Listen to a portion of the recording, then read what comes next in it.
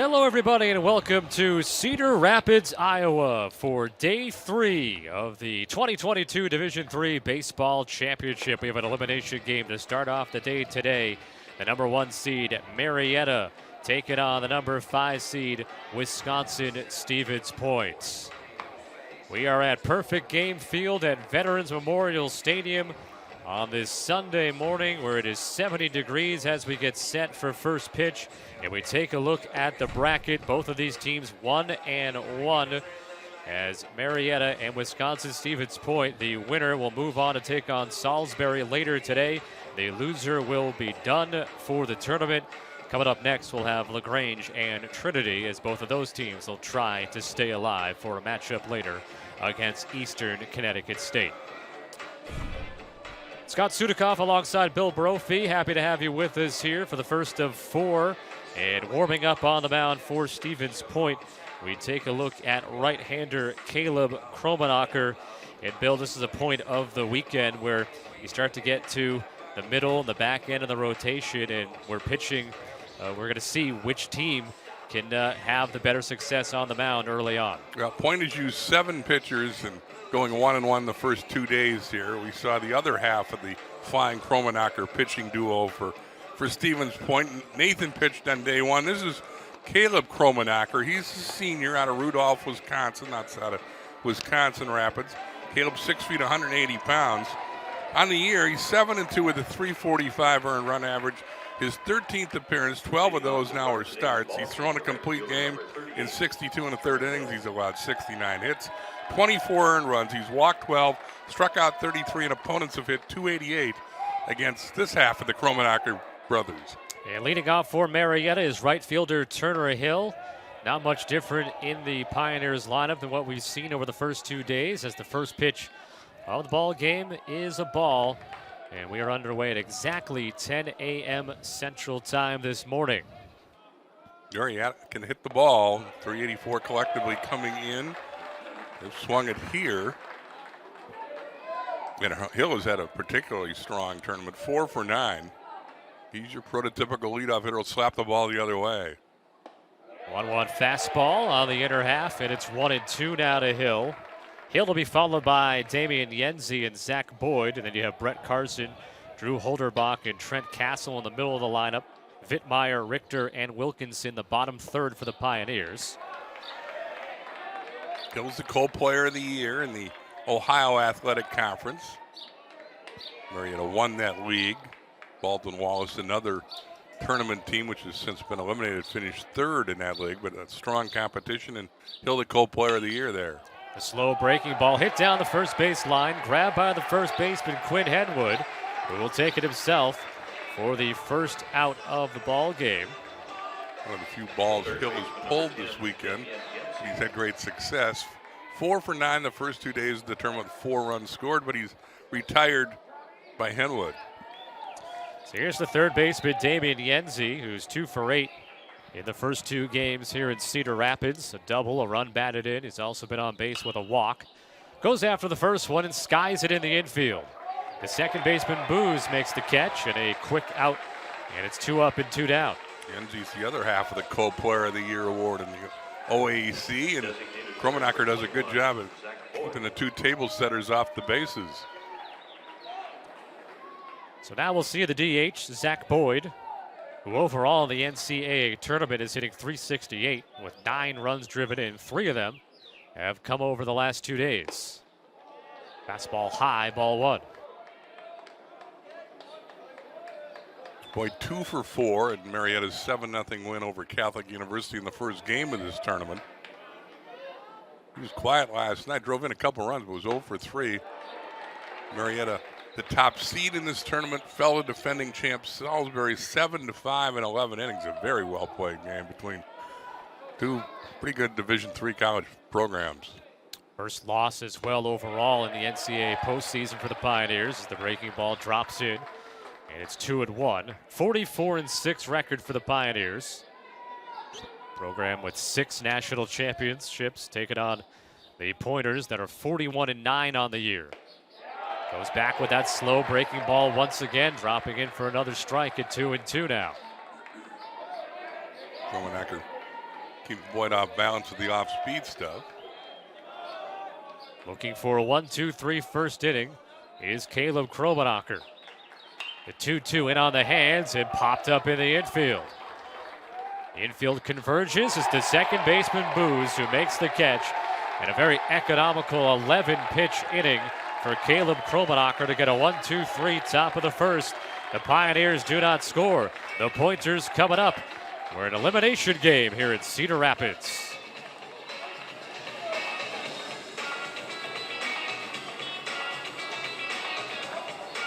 The Cedar Rapids Colonels in Cedar Rapids, Iowa. A very quick 1-2-3 inning for Caleb Kromenacher on the hill for Wisconsin-Stevens Point. And now the Pointers offense will come to the plate. And warming up for Marietta is right-hander Gino Sabatine making the start for the Pioneers today. This is his 11th start of the year, his 14th appearance. Sabatine 7-1 with a 409 earned run average. In 53 innings, he's allowed 55 hits, 30 earned runs. He's walked 23, struck out 43. Opponents have hit 275 against Sabatine. He's been victimized by the long ball. He's given up a team-high 6 home runs. Sabatine's a senior from Alliance, Ohio. They list him at 5'10", 181 pounds. He'll face at least the top 3 in the lineup for Wisconsin-Stevens Point. Matt Bauman, Aaron Simmons, and Peyton Nelson here in the first inning. And going after the first pitch is Bauman and ripping it down the right field line, but foul. Bradley Comer, Anthony Tomczak, and Lucas Ludke in the middle of the lineup. Quinn Henwood, Jacob Booz, and Logan Matson, the bottom third for the Pointers starting lineup. Point banged 3 home runs here yesterday. Haven't seen a lot of home runs in this tournament over the first 2 days. 3 of the 4 were hit by the Pointers. They've hit 83 on the year collectively. Yeah, one of the top home run hitting teams in the country. And 3 pitches and an out. As off speed there by Sabatine after Bauman was ahead of the first one. And Sabatine now with his first strikeout of the game and his 44th of the season in 53 and a third innings pitched. Yeah, Bauman was hunting fastball to start the game, and Sabatine noted that and got him an off-speed delivery for the strikeout. Here's the right fielder, Aaron Simmons. School record in home runs this season for the Pointers. Takes a high strike. Look at the home run they hit yesterday in the victory over Catholic. He hooks this one down the right field line. Got point off and running against Catholic University. Simmons has had a big tournament. He's 4 for 7 here in Cedar Rapids with 3 RBIs. Now has 21 home runs on the year. Simmons also has 3 walks here, so he's been on base a lot for a team that is offensive-minded. Low ball 2. As a team, the Pointers are third, or at least entered the weekend, third in the country in home runs per game, and a big reason why is Simmons, of course, the 2-1, and now 3-1. But collectively, they got a lot of bangers. And Ludke has 14 homers. Peyton Nelson, who is on deck, he has 10 on the year. Low ball 4, just below the knees. It's Sabatine, a strikeout and a walk to begin his outing. And pitching Simmons carefully and rightly so. And that's his 4th walk of the tournament. Center fielder, number 25, Connor Flanagan.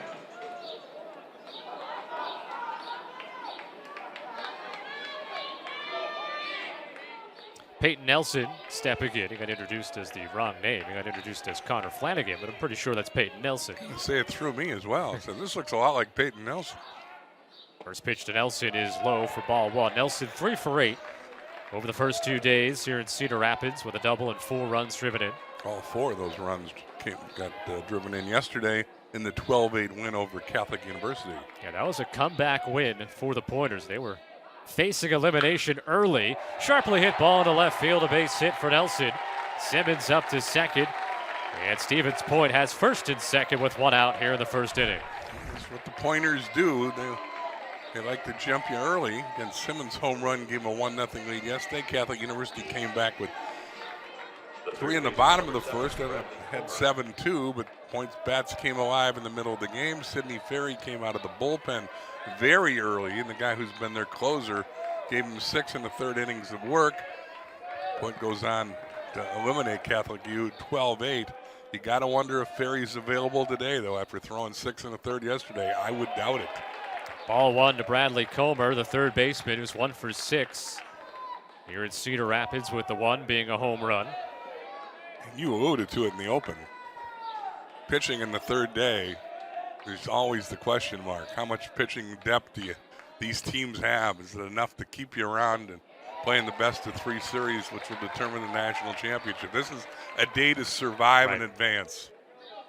Comer taking a strike. So his 1 hit is a home run, but he has been on base with 3 walks as well. These teams both know they've got to win 2 games today. This one, and then they've got to beat Salisbury later today to give them a chance to play Salisbury again tomorrow. The 1-1 is skied into right center field. Castle and Hill come together. Hill makes the catch. Simmons tagging from second. Hill go to third, and it's cut off by the shortstop Wilkinson. So Simmons will be at third. It'll be first and third, but 2 outs now. And Anthony Tomczak is the batter due. Base running by Simmons, a 6th-year player, and showed some experience there, being very aggressive on the base pass. Took the extra base, tested Hill's arm, and he won the challenge. So runners on the corners with 2 out. So it's the catcher Tomczak who will dig in against Sabatine, who's given up a walk and a single here in the first inning. Tomczak with a long 3-run homer yesterday. His 1 hit so far this weekend, 1 for 6. Fastball kept on the outer half by Sabatine for strike 1. That hit turned a 7-2 deficit into a 1-run game with 7-6 after the bomb by the freshman catcher. Earned Tomczak another start. He did not start opening day in this tournament. Kyle Finger was behind the plate. Check at first and back in with the head first hand tag is Peyton Nelson. He does have 14 steals and 16 attempts this year. Sabatine with the 0-1. 1-1. Don't think Tomczak liked that call, but he's going to be hanging out with Justin Sims, the plate umpire, all day, so you can't complain too much. You're going to have Sims over your shoulder when your guy's pitching. Pointers with 20 runs on 18 hits over the first 2 games of the weekend, and they'll get a first inning run here as Tomczak pokes it through the right side, driving in Simmons from third, and the walk hurts Sabatine. It's 1-0 Stevens Point. 24 RBIs for the freshman catcher. Nice piece of hitting here. He goes to the opposite field. The spot between the first and second baseman. Big 2-out hit, and the Pointers are on the board quickly. And a 2-out RBI chance now for Lucas Ludke, the DH. He's 1 for 8 this weekend with a double and a walk. Goes after the first pitch and darts away from him, low and away, swing and a miss. Going off speed on the first offer to Ludke. Sabatine looking back to the runner at second. Ground ball up the middle, he stabs it. Toss it over to the first baseman Holderbach to retire the side, but not before the Pointers score first. They get a run on 2 hits, a walk in the inning. They leave 2 on. After 1, it's 1-0 Stevens Point.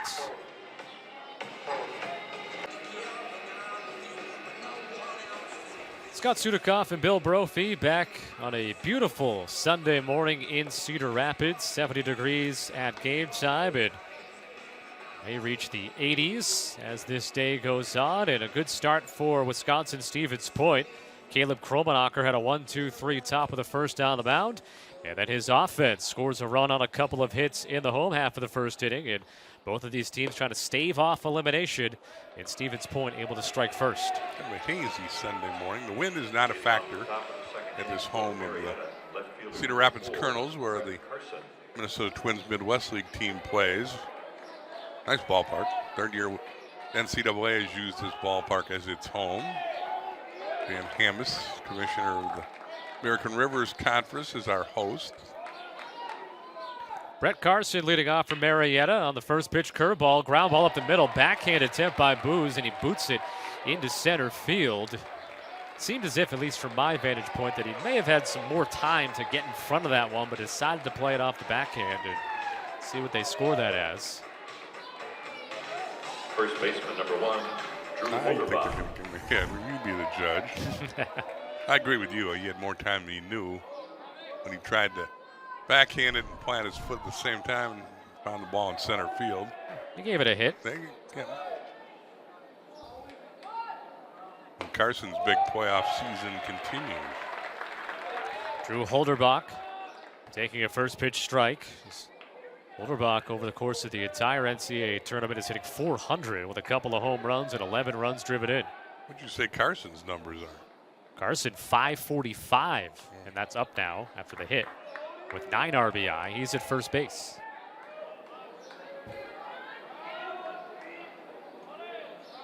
Kromanacher.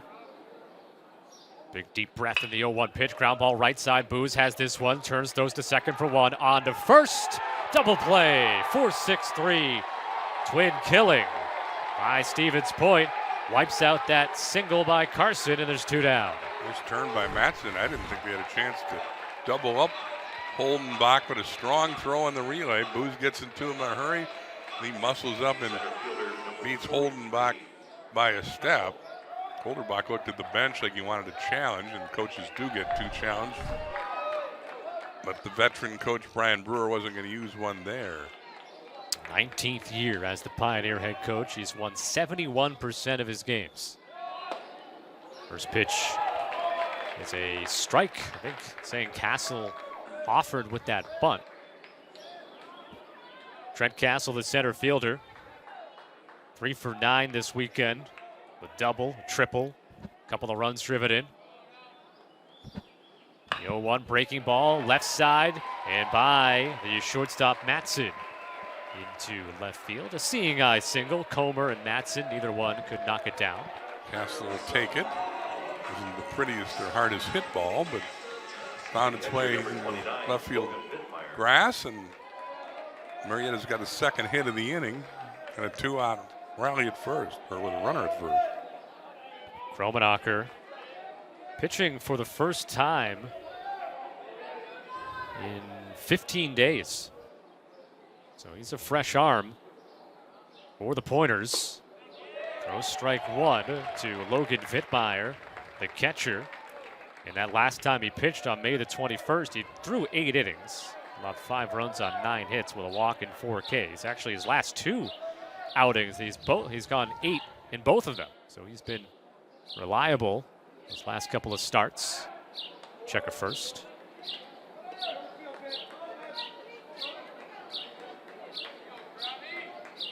Caleb throws in the low 80s. They need some innings from him today. The 0-1 pitch off the end of the bat. And out of the park off the right side, and it's 0-2 to Logan Vittmeyer. If he can reach, Alex Richter is on deck. There's been 2 singles in the inning with a double play hit into by Holderbach, putting the 2 outs on the board.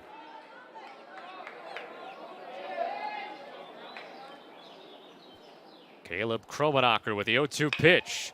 Chopper to the left side, stabbed by Matson. Long throw over there in time to retire Vittmeyer 6-3. So despite 2 singles in the inning, the Pioneers can't do much more. And we have played an inning and a half here in Cedar Rapids.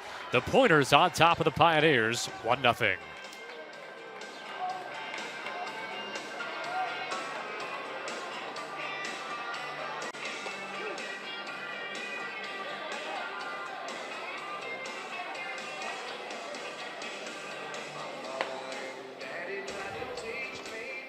Veterans Memorial Stadium, perfect game field in Cedar Rapids. Look outside the ballpark here, one of those tanks. They're out there. They also got a fighter jet that's stationed out front in the stadium. They do a nice job of honoring their vets. in a complex that also features their high school football stadium, Kingston Stadium, and the home of the Cedar Rapids Rough Riders, a team in the United States Hockey League that plays on the other side of the parking lot. So if you like your sport, you're going to make your way down to this parking lot anyway and then decide where you want to go, to football, baseball, or hockey. Quinn Henwood leading off for the Pointers, bottom third of the order. Jacob Booz and Logan Matson to follow. The Pointers scoring a run on 2 hits in the first inning. The count is 2-1 here. Gino Sabatine only threw 11 pitches in that first inning while allowing the run on 2 hits. I shouldn't say 11, it was 18. 18 pitches, 11 for strikes in the first inning. 3-1 here to Henwood. Gets the count full. Henwood 1 for 8 in the championship weekend. Here's the payoff. And sharply up the middle over the second base bag and into center field. A leadoff single for Quinn Henwood. Henwood had one of the 12 hits for Point yesterday against Catholic University. Goes up the middle here. And the junior from Appleton, Wisconsin is on board to start the second for the Pointers. Brings in the second baseman, Booz. He's 2 for 9. Triple and a run driven in. The RBI is 30th of the year.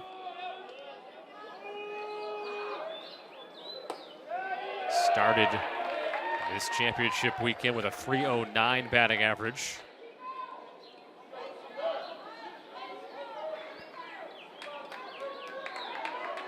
The Stevens Point offense, a .318 team batting average. Slugging percentage, though, up there, top 15 in the country.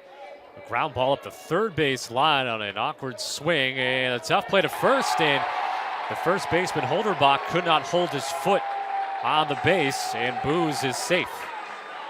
Ball had a lot of top spin on it. Tough chance for the third baseman, Yenzi. You can see he hits it off the end of the back, goes down to Yenzi, who takes that double crow hop, and that might have cost him on a bang-bang play at first, and Brian Brewer might challenge the play at first. He's out on the warning track trying to get the attention of the umpires. I think he has. And yeah, look, seeing the replay we just saw a moment ago, it looked as if that foot was still contacting the bag as that ball skipped into the mitt of Holderbach. Again, a coach gets 2 challenged. The last 2 innings, the umpires can have a review if they so choose. This caucus at the mound with the men in blue usually precedes a visit to the video. Well, I guess Brewer just asked the first base umpire to get help. They conferred. He got help. The decision at first has been reaffirmed, and now we're going to challenge. Yeah, and it makes sense if you're Brian Brewer to ask, hey, ask the rest of the crew first, because maybe you get the overturn that way without using the official challenge, able to save that. But now, obviously, going to use it here. And my first thought on the replay that we saw zoomed in at first base, that I thought Holderbach actually kept his foot on the base here. Well, here it is again. See, the ball is into the mitt. And is his foot in contact with the bag? I think that's what they're going to look at closely. He makes the catch. And I think he did keep his foot in contact with the bag, but not my opinion that counts. It's the guys in blue that are reviewing the same pictures you are downstairs. He may not have had a spike on top of the bag, but it looks like he was contacting the side of it before. Obviously, also got to look at Booz to make sure he didn't get in there first either. And here comes the decision. He's out. Yep. I saw, as we come back to live action here, they came out and very quick review, and they saw the views that we had, and so Booz is out at first base, 5-3. So a good challenge by Brewer, who retains that challenge. He'll get to do that 2 more times if he chooses. Now the shortstop Logan Matson, the batter, with Henwood at second, 1 down here in the second inning. Goes after the first one, loops it into right center field. It's going to drop for a hit.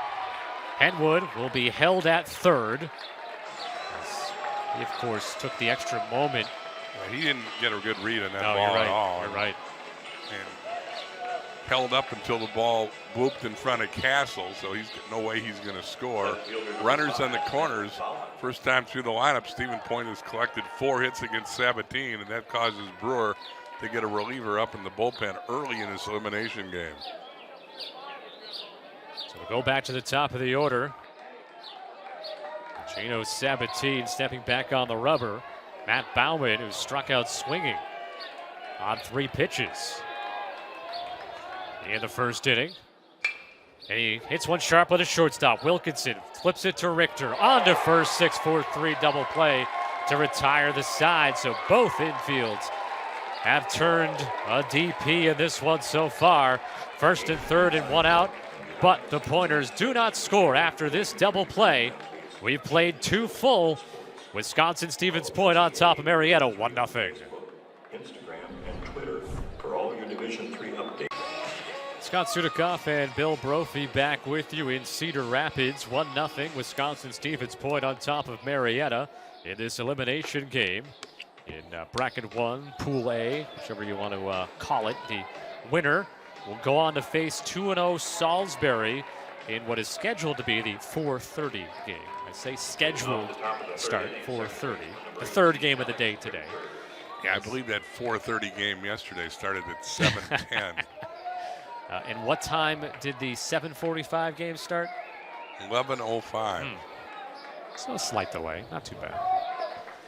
Alex Richter leading off for Marietta. First pitch swinging, ground ball up the middle. Matson gobbles it up, on to first. 1 pitch, 1 out.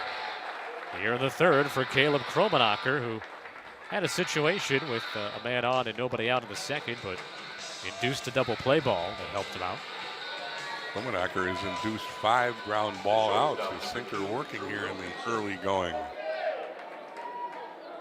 Ninth place hitter now, Drew Wilkinson, the shortstop. He's got 2 hits and 7 at-bats this weekend. A couple of doubles and a run driven in. He goes after the first pitch, and it's popped up. Foul territory. The third baseman, Comer. 2 pitches, 2 outs for Kromenacher here in the third.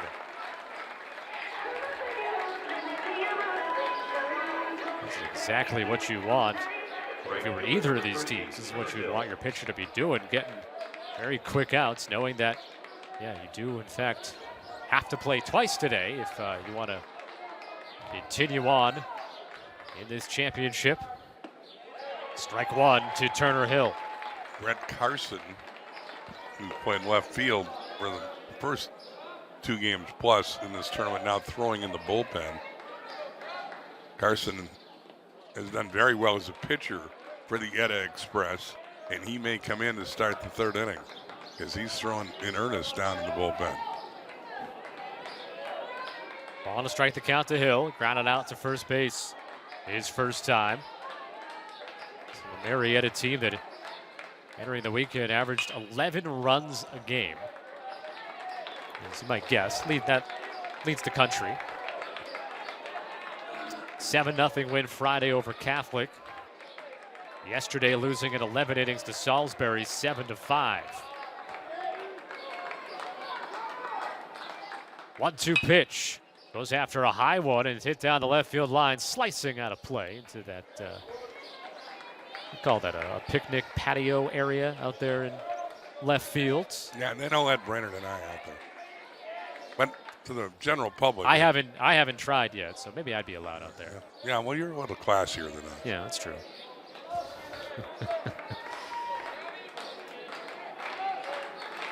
Bob is at his son's graduation today. Or he's driving to his son's graduation. Driving to it.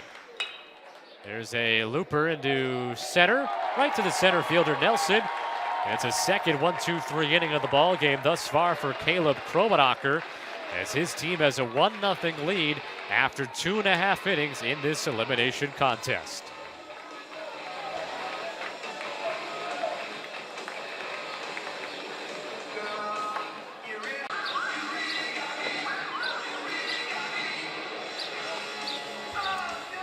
Welcome back here into the bottom of the third inning. It's 1-0 Wisconsin-Stevens Point. On top of Marietta, Gino Sabatine, who allowed a run on 2 hits in the first inning. The run that scored was a walk, though. Aaron Simmons got on base with a walk. Gave up 2 hits in the second inning, but a double play ball ended the frame. It'll be 2, 3, and 4 for the Pointers. Simmons, Nelson, and Comer against Sabatine here. The winner will have a rematch with Salisbury later today. Got a first pitch. It's a strike to Simmons. Salisbury beat Stevens Point on Friday 8-2, and then beat Marietta yesterday in 11 innings, 7-5. 1-1 now to Simmons, who walked and scored in the first inning.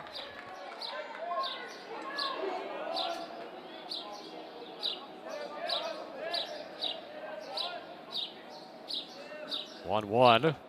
Good pitch and a wave and a miss by Simmons. Throw this guy a fastball, and Sabatine goes off speed against the hottest remaining hitter in the tournament. Ty Watson of Catholic went 4 for 6, but his team got eliminated. Vincent Capilupo of Baldwin Wallace had 6 hits as well, but he's on the bus and going home this morning, and Simmons is retired for one of the few times this weekend. Ground ball right to the second baseman, Richter. One out here in the third. And Peyton Nelson will be the batter. Nelson, he singled his first time, was left on base though. At second.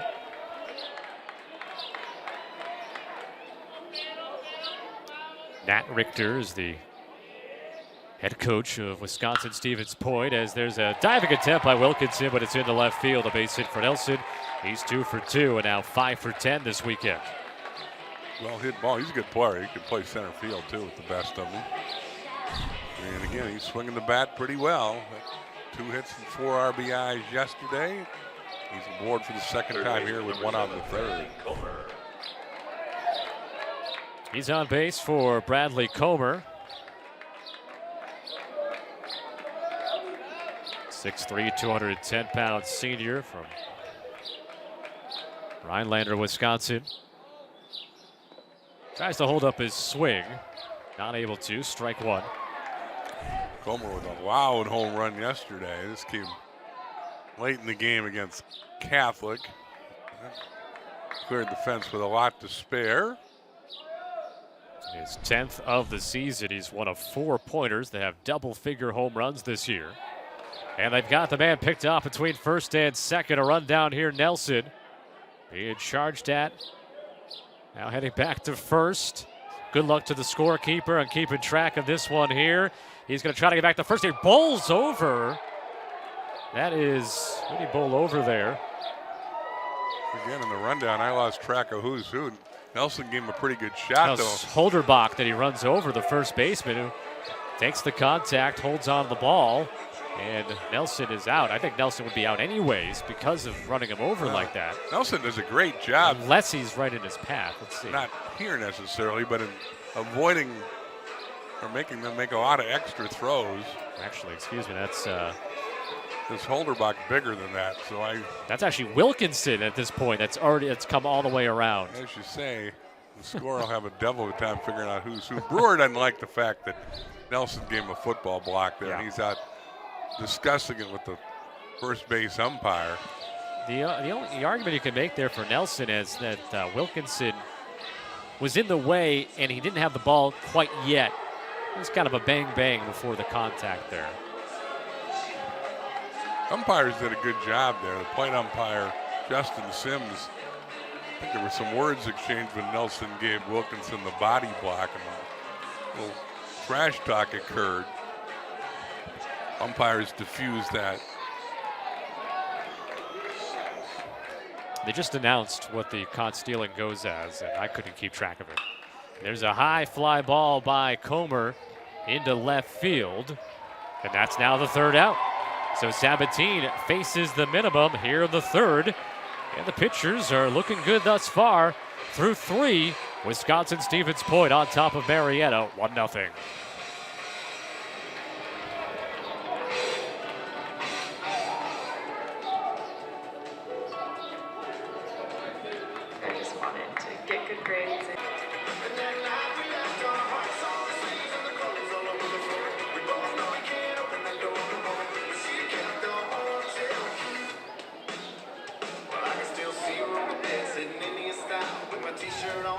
look into the city of Cedar Rapids. Off to the left, going to be able to see it soon. The Quaker Oats Milling Building here in Cedar Rapids. Headquarters for the Quaker Oats. Almost 300 different manufacturing plants and 24 Fortune 500 companies. General Mills is big here, Cargill. And you saw the Quaker Oats building, which highlights the skyline of downtown Cedar Rapids, the second biggest town in Iowa. I got my my chewy granola bar here, which is a Quaker Oats product. I'm going to say I see you're endorsing Quaker Oats granola bars. Big fan of the chewy granola bars, always have been. So we got a first pitch strike to Damian Yenzi leading off for Marietta. Here the fourth inning, he popped out of the infield his first time. And there's a chopper to the shortstop, Matson. Fires it over to first, another ground ball out for Kromenacher. 1, 2, and he's got that sinker working. And 4, big Marietta 5. hitters hitting in the ground. Marietta's a veteran team. They returned all but one starter, and Carson was a real addition from transfer from Muskingum, another OAC school. He's in the on-deck circle and has had a big playoff, as Scott told you. Kromenacher's now only thrown 28 pitches to get through 3 1/3 here. Delivers the first pitch to Zach Boyd that misses for ball 1. Boyd also popped up in the infield his first time. He's 2 for 8 now in the championship weekend. .368 batting average during the NCAA tournament. Strike 1. And again, of now 30 pitches, he's only thrown 6 balls. So he has just pounded the zone and had his sinker working. But if you get ahead of hitters, it's a pretty good formula for success. That was low and in. Good effort by the catcher Tom Zach, trying to pull that up and over, back over the plate, but home plate umpire Justin Sims did not bite. 2 balls and a strike to Boyd with Carson on deck. The run coming in the first inning for the Pointers. Skips in the dirt. 3-1.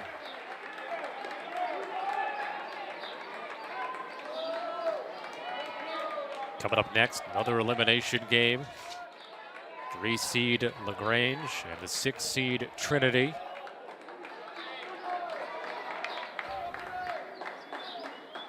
(3-1). Ground ball to the right side. Booz bobbles it, has time, and just able to get it to first base in order to get Boyd. Booz kept his poise and got Boyd by a half step. He almost was too nonchalant. Booz bobbles, finds the ball, and throws him out. So Kromenacher, who has had 1, 2, 3 innings in the first and the third, looking for one here in the fourth, taking on Brett Carson, who led off the second inning with a single. Goes after the first pitch. Good hop there for Booz. On to first and another. Very quick inning. Only 34 pitches thrown by Kromenacher through 4 innings here. 3 1, 2, 3 frames, and after 3.5, it's Stevens Point 1, Marietta nothing here in Cedar Rapids. Of all fans at athletic events around the country.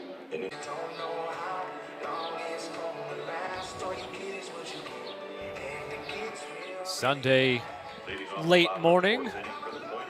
Afternoon is on the way here. It's only 10:44 in the morning here in Cedar Rapids. And well, after some of the struggles with the weather yesterday, we're happy to at least have good weather to start the day today. As Anthony Tomczak leading off, swings at the first pitch. First baseman Holderbach, and makes the catch near the bullpen mound area, which can be a little bit dangerous, but 1 pitch, 1 out here for Sabatine in the fourth. Good job by Holderbach to navigate the terrain over there and still make the catch. That's a tougher play than it looked. Well, good job by both pitchers here. Sabatine, he's given up 5 hits. They've all been singles. Just the 1 run, though, in the first inning, and that was Simmons who scored, and it was the only walk that Sabatine has issued.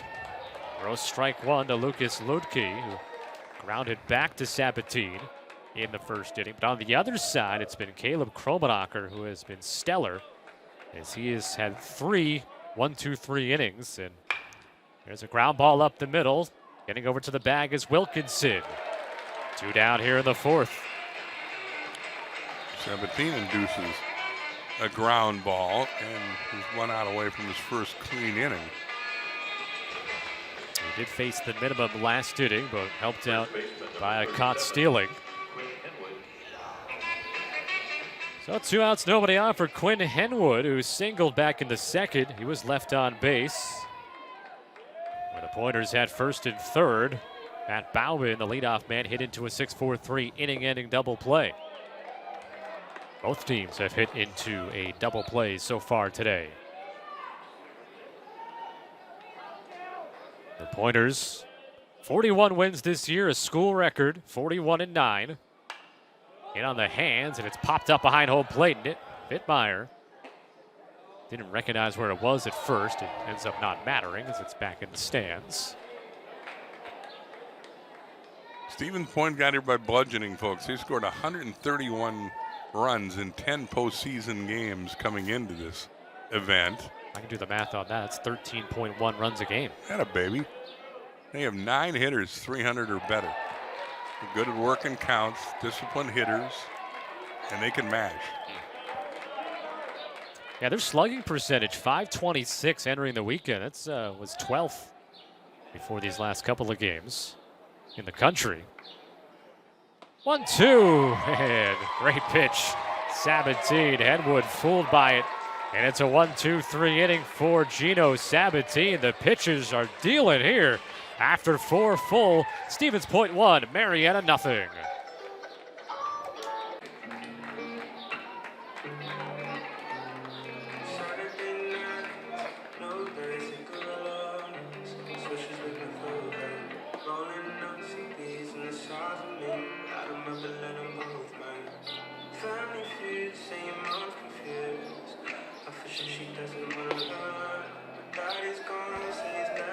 Scott Sudikoff, Bill Brophy back with you at Perfect Game Field, Veterans Memorial Stadium in Cedar Rapids. And the pitchers doing their part so far. Gino Sabatine for Marietta just had a 1-2-3 inning. He's allowed 5 hits, but only 1 run. And Caleb Kromenacher's had back-to-back 1-2-3 innings. His first pitch is in there for a strike to Drew Holderbach. He's allowed just 2 hits. That was back in the 2nd inning. And he got Holderbach to hit into a double play that helped him out in that frame. Holderbach hits one down the left field line. It'll bounce into the tarp. Hopefully, it'll stay right there all day. In full disclosure, the weather forecast says afternoon thunderstorms. Yeah. Although right now it's beautiful. We know how thunderstorms, scattered thunderstorms can be. Could get lucky. Could go around the park. 0-2, ground ball to the shortstop, Matson. Over to first. And that is 4 consecutive ground ball outs, induced by Caleb Kromenacher. And 8 in a row retired by this big right-hander. And the last guy to reach was the guy coming up right now, Trent Castle. Singled with 2 down in the 2nd inning. Again, the longer this guy goes, the happier head coach Nat Richter will be. He's used a lot of pitchers in this tournament the first 2 days. 5 the first day. J.D. Schultz, the starter, gave him 5 innings. Then the bullpen struggled.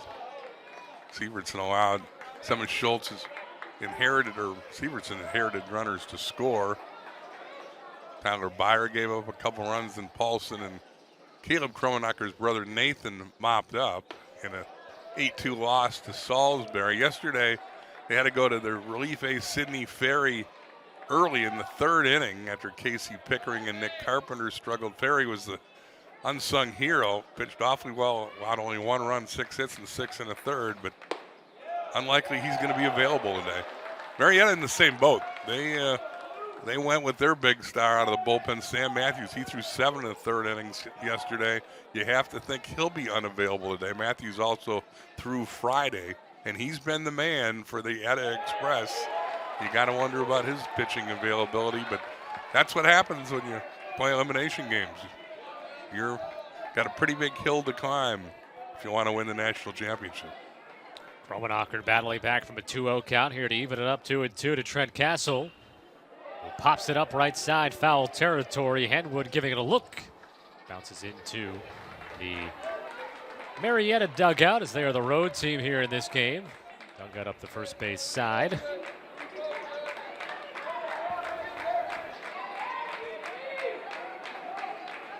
Again, Kromenacher on the mound. This is his first time he's pitching in 15 days. In his last 2 outings, he went 8 innings in both games. 2-2 pitch. And fought off by Castle to stay alive here. He just keeps pounding the zone. I don't think he's had a 3-ball count. And again, when you pitch from ahead and then you get your sinker working, you're going to have success. Not a big strikeout guy. In fact, he doesn't have a whiff today, but he's only thrown 10 balls of his 43 pitches. This is the left field. Bauman into the gap, will reach it before the warning track. That's the most solid contact anybody has made against Kromenacher. And Bauman picks up the pitcher with a nice defensive play out in left field. Yeah, look at Kromenacher now. He's thrown 67 innings on the season.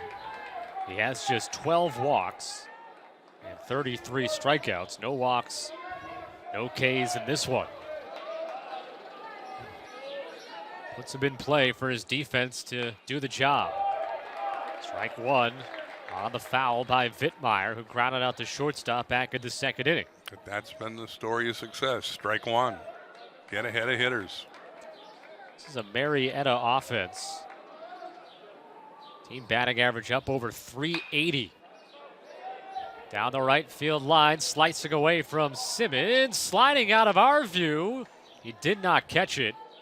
As you can see, the ball is loose. Is he okay? Because Yeah, his teammates going over to check on Simmons, who's a football player at Franklin High School in suburban Milwaukee, went hard into the wall in an attempt to make the catch after a long run. And again, he was out of our view, and as you obviously noted on your computer monitor, out of your view as well. But he's okay, and the fans, many of whom wearing purple behind the third base dugout, give Simmons hearty applause for both the effort and a sigh of relief that he's okay. He looks like a football player. By the way, I give 2 thumbs up to the uniform combination for both teams in this one. You're a fan, huh? It's a good look. You got Marietta, they're in the traditional gray. And then you've got Stevens Point in the white. The purple really pops well with the gold outline. Ground ball to the right side. And Vittmeyer retired. 3 consecutive 1-2-3 innings. 10 in a row retired by Caleb Kromenacher. He's only thrown 47 pitches, and after 4.5, Wisconsin-Stevens Point still with a 1-0 advantage on Marietta.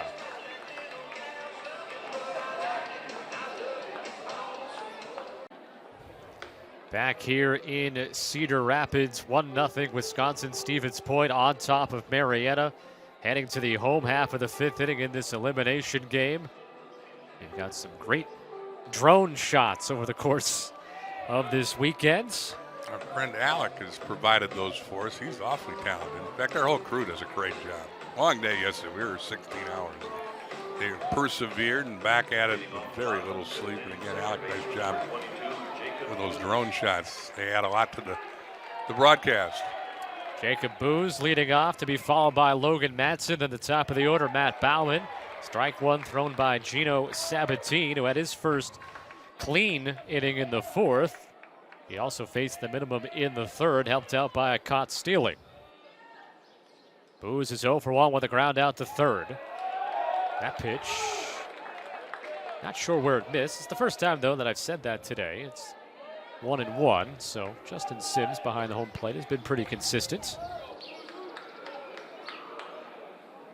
The next pitch is outside, 2-1. Booz is 2 for 10 on the weekend here in Cedar Rapids.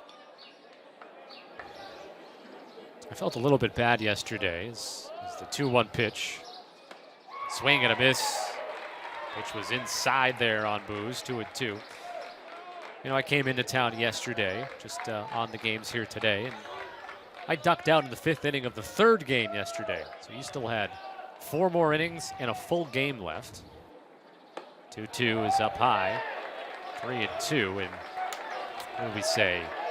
First pitch last night of the final game was 11:05.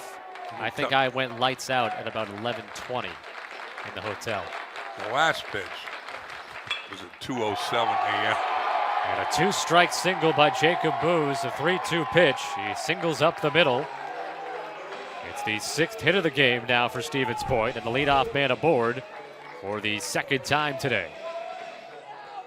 Yeah, 17's done a good job of keeping that leadoff guy off the bases, but Booz says not so fast. He's aboard. Let's see if Nat Richter is going to bunt him over with his number 9 hole hitter, Logan Matson. Matson singled his first time. He is 4 for 9 this weekend. Booz being held on at first by Holderbach. They throw that way. See Booz diving back in. Matson's the leader on this club with 7 sacrifice hits during the year. That's almost half the team's total. So Richter not a big proponent of small ball. But Yenzi in on the grass at third, thinks he's going to bunt. Sabatine's pitch hit in the air to left center. Castle, the center fielder, settles under. Back to first base goes Booz. Surprised by that? I am. I think you've got to add on here. But Richter knows his personnel much better than I do. And now he gets the big boppers up there with 1 out in the 5th. Matt Baumann, who's 0 for 2 of the game, a strikeout, and is hit into a double play. 5'10", 175-pound left-hander. Left-hand batter. There's another check of first. 1 run, 6 hits, no errors for the Pointers. They've left 3 runners on. Left them a couple in scoring position over the first couple of innings. And for Marietta, no runs, 2 hits, no errors, and they've left 1 runner on base. Booz 4 of 5 in stolen base attempts this year. Catcher Vittmeyer setting up outside here for the 1-0. Instead, it's a throwback to first. Point has stolen a couple bases here this weekend. They're 2 of 2 on the years, 74 of 89. That's an average of about 1.5 steals per game. 1-0 pitch in the dirt. 2-0. Stevens Point needed to make their 20th comeback win of the season yesterday against Catholic. They had trailed 7-2 after 4 innings. Ended up winning that game 12-8. 12 hits in the game. Strike 1 to Baumann. Again, Sidney Ferry's relief work gave him a chance to come back and win that game. Sabatine. 2-1 pitch, ground ball to the left side. Wilkinson to second, to first, and another 6-4-3 double play that Baumann is hit into, and it ends an inning once again. So the leadoff single by Booz, wiped out by another 6-4-3 twin killing. We played 5. It remains 1-0 Pointers.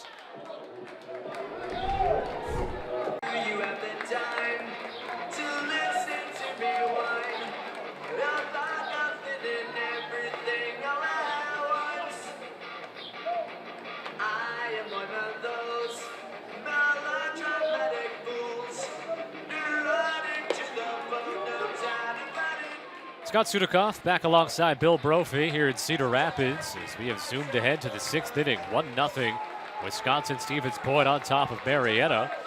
The Pointers had a leadoff man aboard in the 5th inning, but a flyout and a second double play ball hit into by the Pointers ended the 5th. Meanwhile, Caleb Kromenacher, 47 pitches, 37 for strikes. He's retired 10 in a row, faces 8, 9, and 1 in the Marietta lineup here. Strike 1 to Alex Richter, who grounded out to shortstop his first time. Yeah, and here's something I haven't been able to say first 3 days there. We got a pitcher's duel. Yeah. Both of these pitchers pressed into duty in a elimination game, knowing full well that the arms behind them have been taxed a bit more than you would like. And they have to play again later today if you win this one. The 0-2 to Richter. Fouls it off. Marietta is the more rested team in the bullpen. They've actually only used 3 pitchers the first 2 days.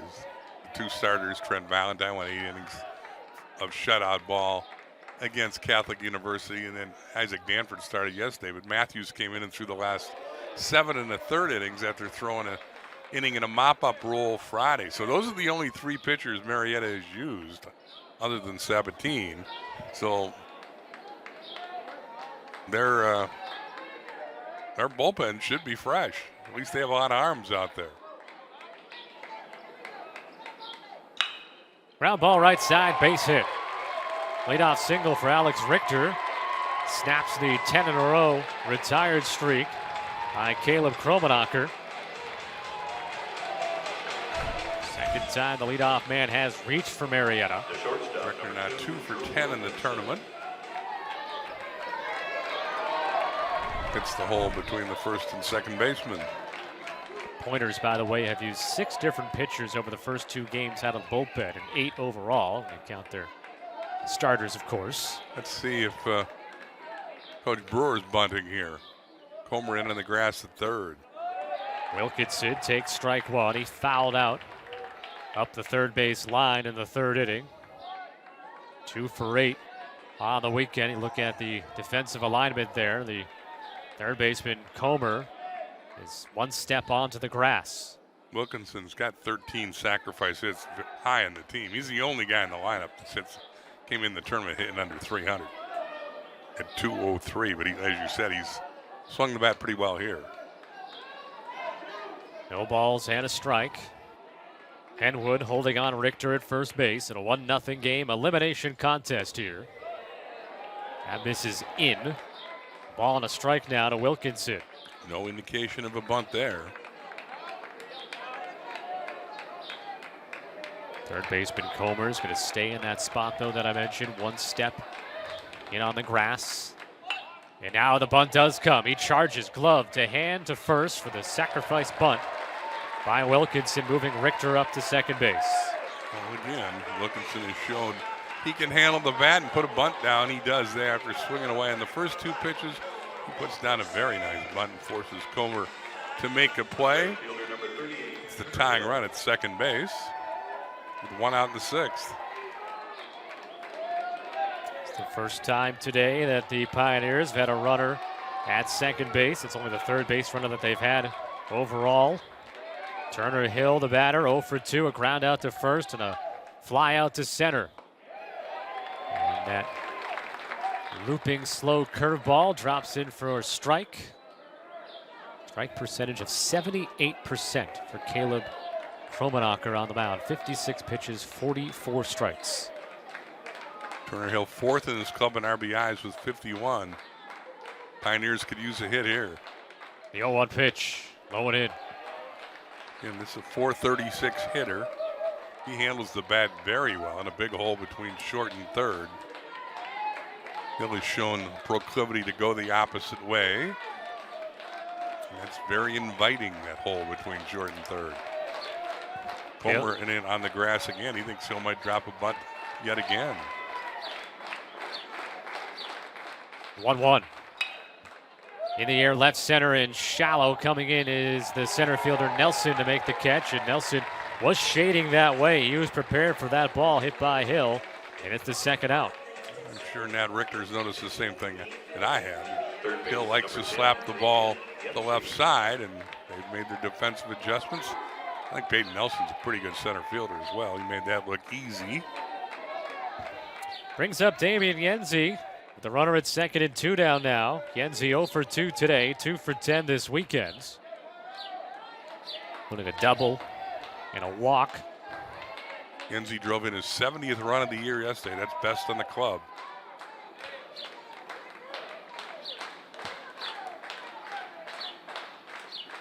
Takes a first pitch strike at the knees.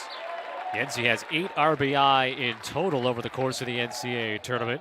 A second team All-American that led the country in doubles this season. .426 hitter coming into this tournament.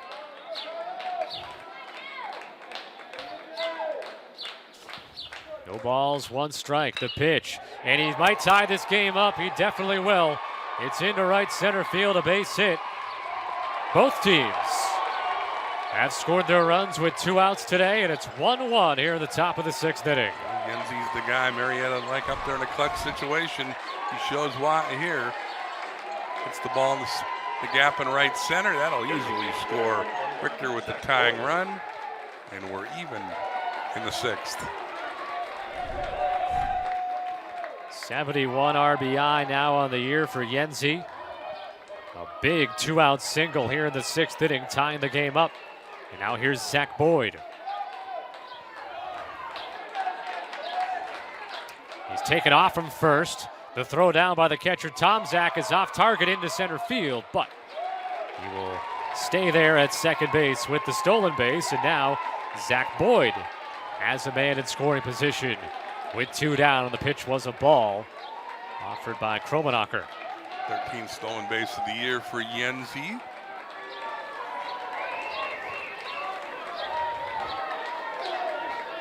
It's only been caught twice. 1-0 the count to Boyd. Now the Pioneers looking for the lead here in the 6th inning. Inside and low, 2-0. Boyd had a couple RBIs yesterday, 50 on the year. He's hit .368 over the course of the NCAA tournament, with a total of 9 runs driven in. Senior from Kent, Ohio. Awaiting the 1-1 pitch from Caleb Kromenacher.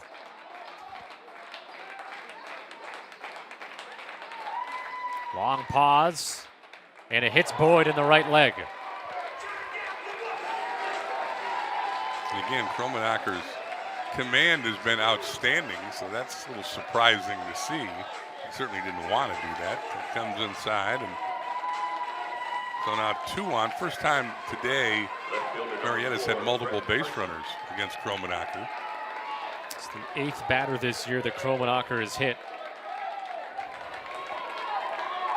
In 67 innings. And here's the hot-hitting Carson. Singled his first time, grounded out the second in the 4th. 3 for 7 this weekend.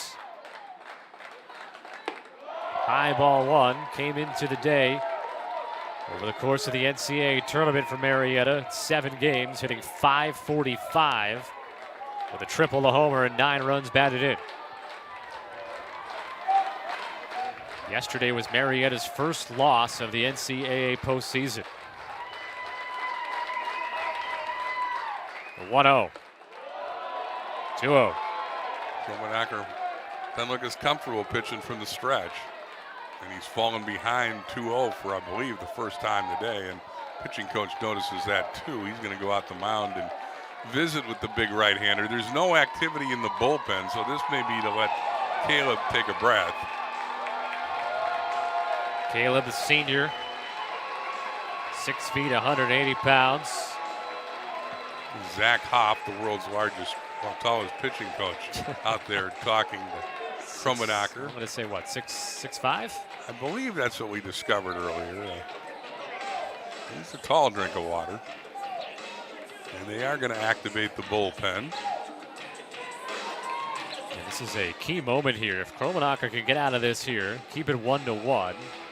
I'm going to think he'll be back out in the 7th, but this could snowball here at the top of the 6th. A 2-0 count, 2 on. And you've got the hottest hitter on the Marietta team at the plate in Brett Carson.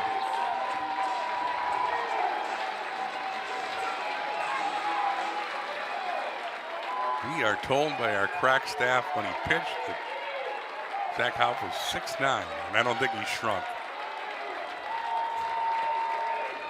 2-0 pitch to Carson. That was got away from Kromenacher. Oh, is that 6'9" with the spikes on? Probably, I don't know about you, but I don't always believe everything sports information directly. Oh, no, that's what I'm saying. So he's probably, what, 6'7"? Austin Severson is throwing in the Stevens Point bullpen. or Syvertson, excuse me. We saw him the other day. Carson taking the 3-0, 3-1. There is the action in the pen. Syvertson threw 2/3 of relief on Friday against Salisbury. He just started getting warm, as you can tell. 3-1 pitch. Carson through the hole in the left side. Being sent home from third is Yenzi. The throw home is up the line and well off target. And Marietta takes the lead on another 2-out single. This time it's Carson, 2-1 Pioneers. You gotta like Carson's approach. He's done this all weekend. He goes the other way. Yenzi running with 2-out scores usually. In fact, Bauman rainbowed the throw. I'm a little surprised that Boyd didn't take the extra base and go to third. Anyway, the tie has been broken and Marietta has its first lead of the day. 48 RBI now in the season for Carson. And Drew Holderbach will try to continue this rally. 0 for 2. Hit into a double play in the second, grounded out to short in the fifth. Strike one as the curveball loops around the outside corner. Third time through the order has not been good news for Caleb Kromenacher. With 2 hits through the first 5 innings. He's allowed 3 singles and hit a batter here in the 6th. The 0-1. Into center field, a base hit. Being sent home, Zach Boyd. There'll be no throw, and it's 3-1 Marietta. All 3 runs scoring with 2 outs for the Pioneers, and they have a 2-run advantage. And again, we told you they can mash. It took a while for their bats to become alive against the soft-tossing Kromenacher, but they are alive, and Nat Richter's going to have to make a pitching change.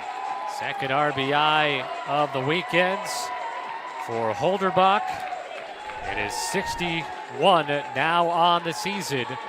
We've got a pitching change here in Cedar Rapids. Marietta has scored 3 here in the 6th, and they now lead 3-1. We'll step aside, come back, and tell you about the new pitcher in a moment. Here's the new pitcher, Austin Syvertson, 6'2", 185-pound junior right-hander from Randolph, Wisconsin. He comes on here with first and second for Marietta. 2 outs, top of the 6th. The Pioneers have scored 3. All coming with 2 outs to take this 3-1 lead, knocking out Caleb Kromenacher, who was breezing along through 5 innings today. Syvertson on for the second time in the tournament through 2/3 of inning allowed, or 2/3 an inning against Salisbury on Friday, allowed a run and 2 hits, struck out 1, walked 2 Friday on the year. This is Syvertson's 24th appearance. He's 4-1, an ERA at 3.56 coming into the tournament. Got a couple saves. 30 in the 3rd innings, he's allowed 33 hits and 12 earned runs. 8th batter of the inning, Trent Castle. Swings at the first pitch, a check swing roller. Booze to first, and Syvertson only needs 1 pitch to end the inning. But Marietta, a big 6th. They score 3 runs on 3 2-out singles. And after 5.5, the Pioneers have the lead on top of the Pointers, 3-1.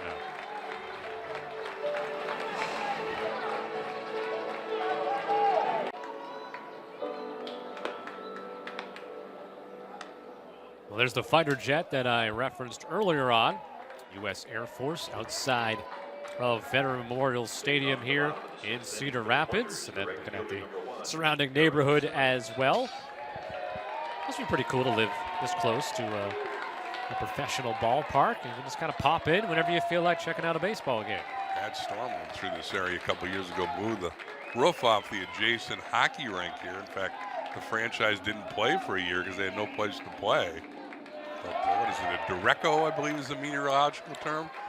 We found out Seamus, our producer, a derecho. Yeah, anyway, that's what came through here a couple summers back, and again, blew the roof off the hockey rink. Cedar Rapids Rough Riders are a successful franchise in the U.S. Hockey League. They couldn't play that year because they didn't have a facility ready to play because of the repairs to the roof. But yeah, I agree with you. I mean, Coastal Ballpark, this is up of activity on football Friday nights, and for about 40 nights in the winter when pretty good hockey's played at the Cedar Rapids in the USHL.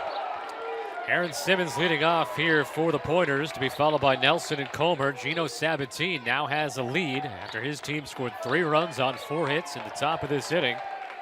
And they sent 8 batters to the plate. Sabatine has faced the minimum in 3 consecutive innings. The foul ball here makes it 2-2. Simmons is the Pointers' hottest hitter. 3 for 3 yesterday, scored 3 runs, drove in a pair, hit a long home run. He's had a good tournament. He walked back in the first inning and scored the Pointers' run, grounded out to second in the third. Takes the 2-2 low. All 3. Sabatine has loved a shutdown inning here after his teammates get some 3 runs in the lead. He's thrown 58 pitches in the game, 37 for strikes. There's a foul. And the count is still full. Simmons does not get cheated on his cuts.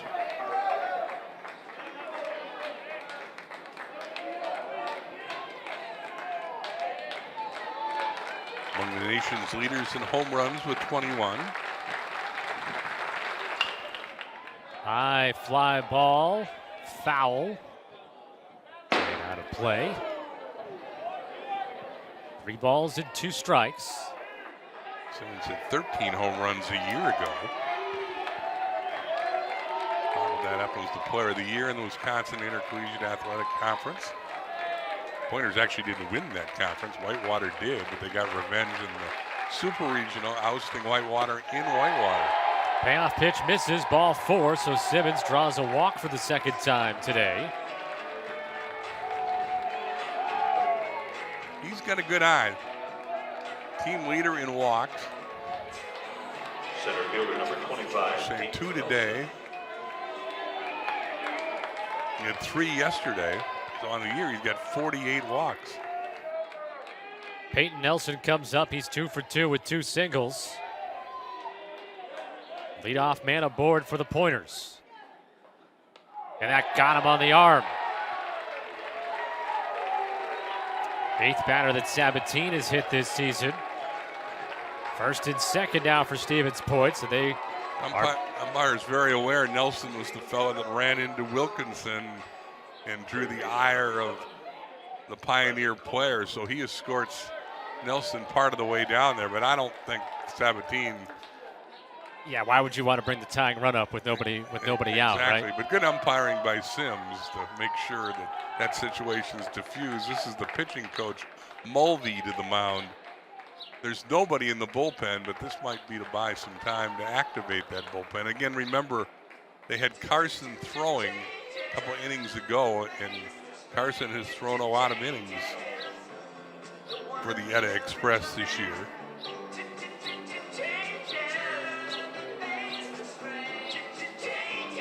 Maybe this is just to give the pitcher a chance to take a breath. That's Mike Mulvey, the pitching coach. Been with Brian Brewer quite a while. So they've had great success. Brewer won national championships in Marietta back in 2011 and 2012. Open umpire Justin Sims is heading out there right now to break up this meeting. Bradley Comer will be the batter here. At the bottom of the 6th inning. I don't think you're going to see Comer bunt here. He has not done so all year. He is your number 4 hitter. So, and again, we didn't see Nat Richter play small ball last inning. I think he's swinging and did it well yesterday. Hit a long home run. 0 for 2 today, 1 for 8 on the weekend. And Sabatine going to step off before the first pitch. As Bill mentioned, the bullpen quiet for the Pioneers. Up and in, ball 1 to Comer. Tying run is on base. Go ahead, run at the plate with nobody out here, bottom of the 6th. Winner takes on Salisbury later today. The loser will start the trip back home. In the air to left center field. Castle racing back, and it's over his head off the track and off the wall. And this will score 2 to tie the ball game up as Comer hit that a long way to the 407 mark in left center field. 3-3, and there's still nobody out here in the 6th. Deepest part of the ballpark. Comer found it. Nelson got a good read on that. He was off to the races immediately. Simmons held up as if the ball was going to be caught. But Nelson was right on his tail and scored easily on the long double by Bradley Comer. Comer with his 12th double of the year. And he now has 57 RBI on the season. And now the go-ahead run at second with nobody out for Anthony Tomczak. It's 1 for 2 with an RBI single today. He goes after the first one, popped up right center.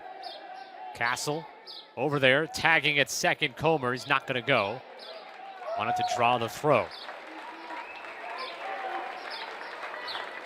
Healthy cut by Tomczak. Let's just allow it out. Castle did a good job of getting that ball in quickly. And that's going to be all for Sabatini. I think you're going to see Carson come in from the outfield to pitch. Yeah, we saw Carson. He was actually on the bullpen mound about 2 innings ago, maybe 3 innings ago at this point, throwing. That, of course, has been out in left field. So you are right. He's going to be summoned in from left field to come on and pitch for Marietta here with a runner at second, 1 out.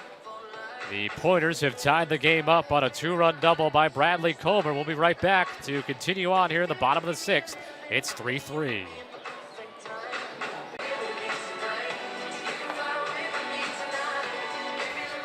So as we mentioned, Brett Carson has come on from left field to pitch, and Zach Boyd, the DH, has moved out into left field, so Marietta has now lost the DH for the remainder of this game. As Carson, a 5'11", 190-pound left-hander from Asheville, Ohio, comes on to pitch here with the go-ahead run at second and 1 out for Stevens Point in the bottom of the 6th inning. Well, Carson's had a good year, not just at the bat, but on the mound as well. He comes over from Muskingum, like we told you. Struck out 23 hitters in 31 and 2/3 innings last year for them. 1 and 4 with a 5.4 ERA. He's had more success in Marietta this year. Carson 6 and 2 with a 4.09 earned run average. This is his 15th appearance, the 4th as a reliever. In 55 innings, he's allowed 58 hits, 29 runs, 30 walks, 52 strikeouts. Opponents have hit 280 against the multi-dimensional Carson. He'll face the left-handed hitting DH Lucas Ludke first. Fastball high, ball 1. Bradley Comer is at second. He checked in with a 2-run double here in the 6th inning after Simmons was walked and Nelson was hit by a pitch. Gino Sabatini departing after 5 1/3. In the dirt, 2-0. 7 hits allowed by Sabatini. Walked 2, struck out 2, and of course hit a batter here in the 6th inning. Double, the only extra base hit that the Pointers have so far today. Fires the fastball in there to make it 2-1.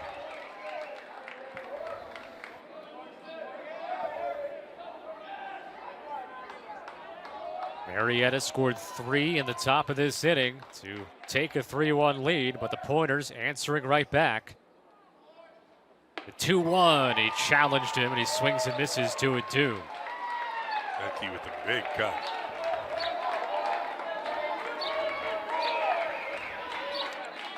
Ludke's batting average at .365 now on the year, 14 homers and 59 RBI. Just 1 for 10 in the tournament. And that was foul tipped by Ludke. This is an older team, Stevens Point, and the poster boy for their age is Ludke, who started his college career at Minnesota Morris in 2017. Remember 2017? Very distant memory. Carson, the 2-2. Get over and out of play off the left side. Okay, as you mentioned, 0 for 2 in this game, 1 for 10 this weekend. Still obviously a potent hitter with a .365 batting average. Looking for RBI number 60 of the season. That would give Stevens Point the lead back. Count full. Chin music there. Carson obviously didn't want to hit him, didn't want to run the count full. Stevens Point with the double in this inning, now out hitting Marietta for the game, 7-6. Pioneers with 4 of their hits in the top of this inning. High fly ball center field. Castle coming in a few steps. And nowhere for Comer to go at second base, and there's 2 outs.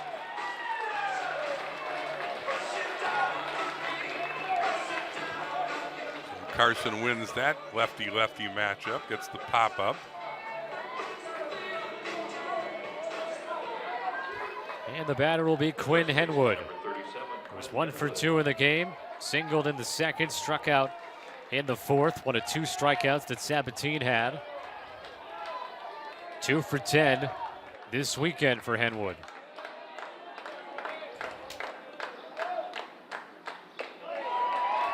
The breaking pitch on the outer half for strike 1.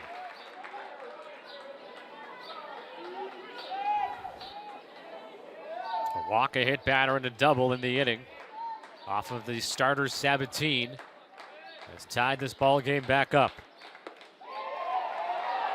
1-1 now to Henwood.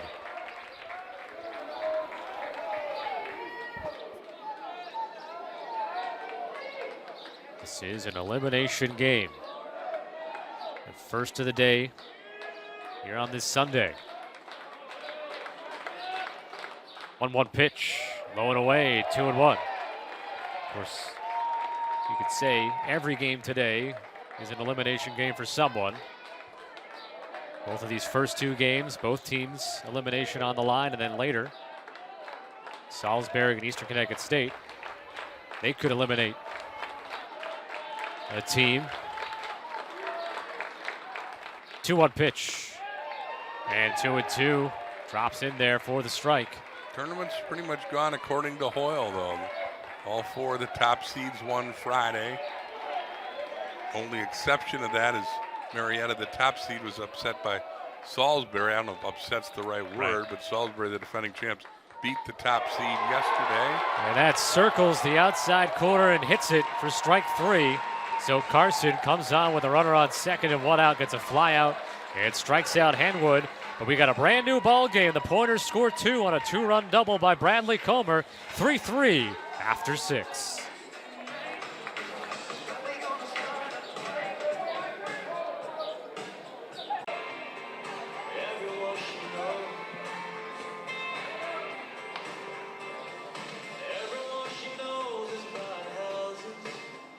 Scott Sudikoff and Bill Brophy back with you at Veterans Memorial Stadium. Perfect game field. And this elimination game has lived up to the hype, 3-3. As it's gone back and forth a bit, Stevens Point scored the first run of the game in the first inning on a 2-out single by Anthony Tomczak. Marietta took the lead at the top of the 6th inning, scoring 3 runs on 4 hits. Where the Pointers answer back in the bottom of the 6th, a 2-run double by Bradley Comer, 3-3, as Austin Seifertson gets a swing and a miss from Logan Vittmeyer to begin things here in the 7th. Saw the Stevens Point fans settling in after the 7th inning stretch.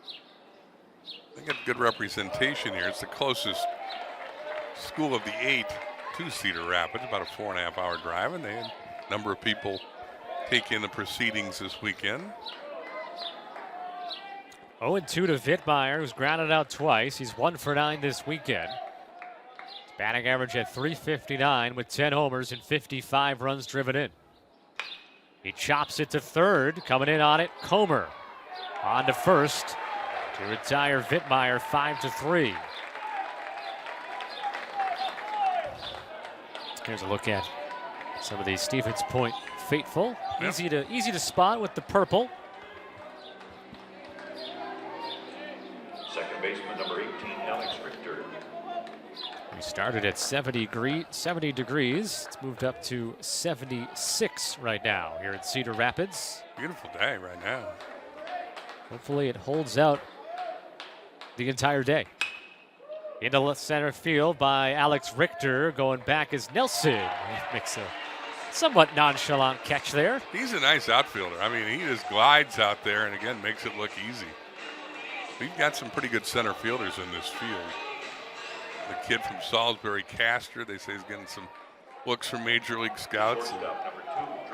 Ezra Gore shows he can play center field as well for Trinity. Syvertson's coming out of the bullpen. He's thrown 5 pitches and gotten 3 outs. Misses ball 1 to I Wilkinson. think that's the moral of the story today. Is if you throw strikes and get ahead of hitters, you got a chance. Kromenacher certainly did that before getting tired in the 6th, and Marietta got him for 3 hits and 3 runs. Wilkinson 0 for 1. Fouled out in the 3rd, laid down a sacrifice bunt in the 6th. And that helped lead to the Pioneers scoring 3 runs. Takes a close pitch, and it's 2-1. Kromenacher retired 11 ground ball outs, by the way. Didn't strike anybody out, but had his sinker working well. Didn't walk anybody either.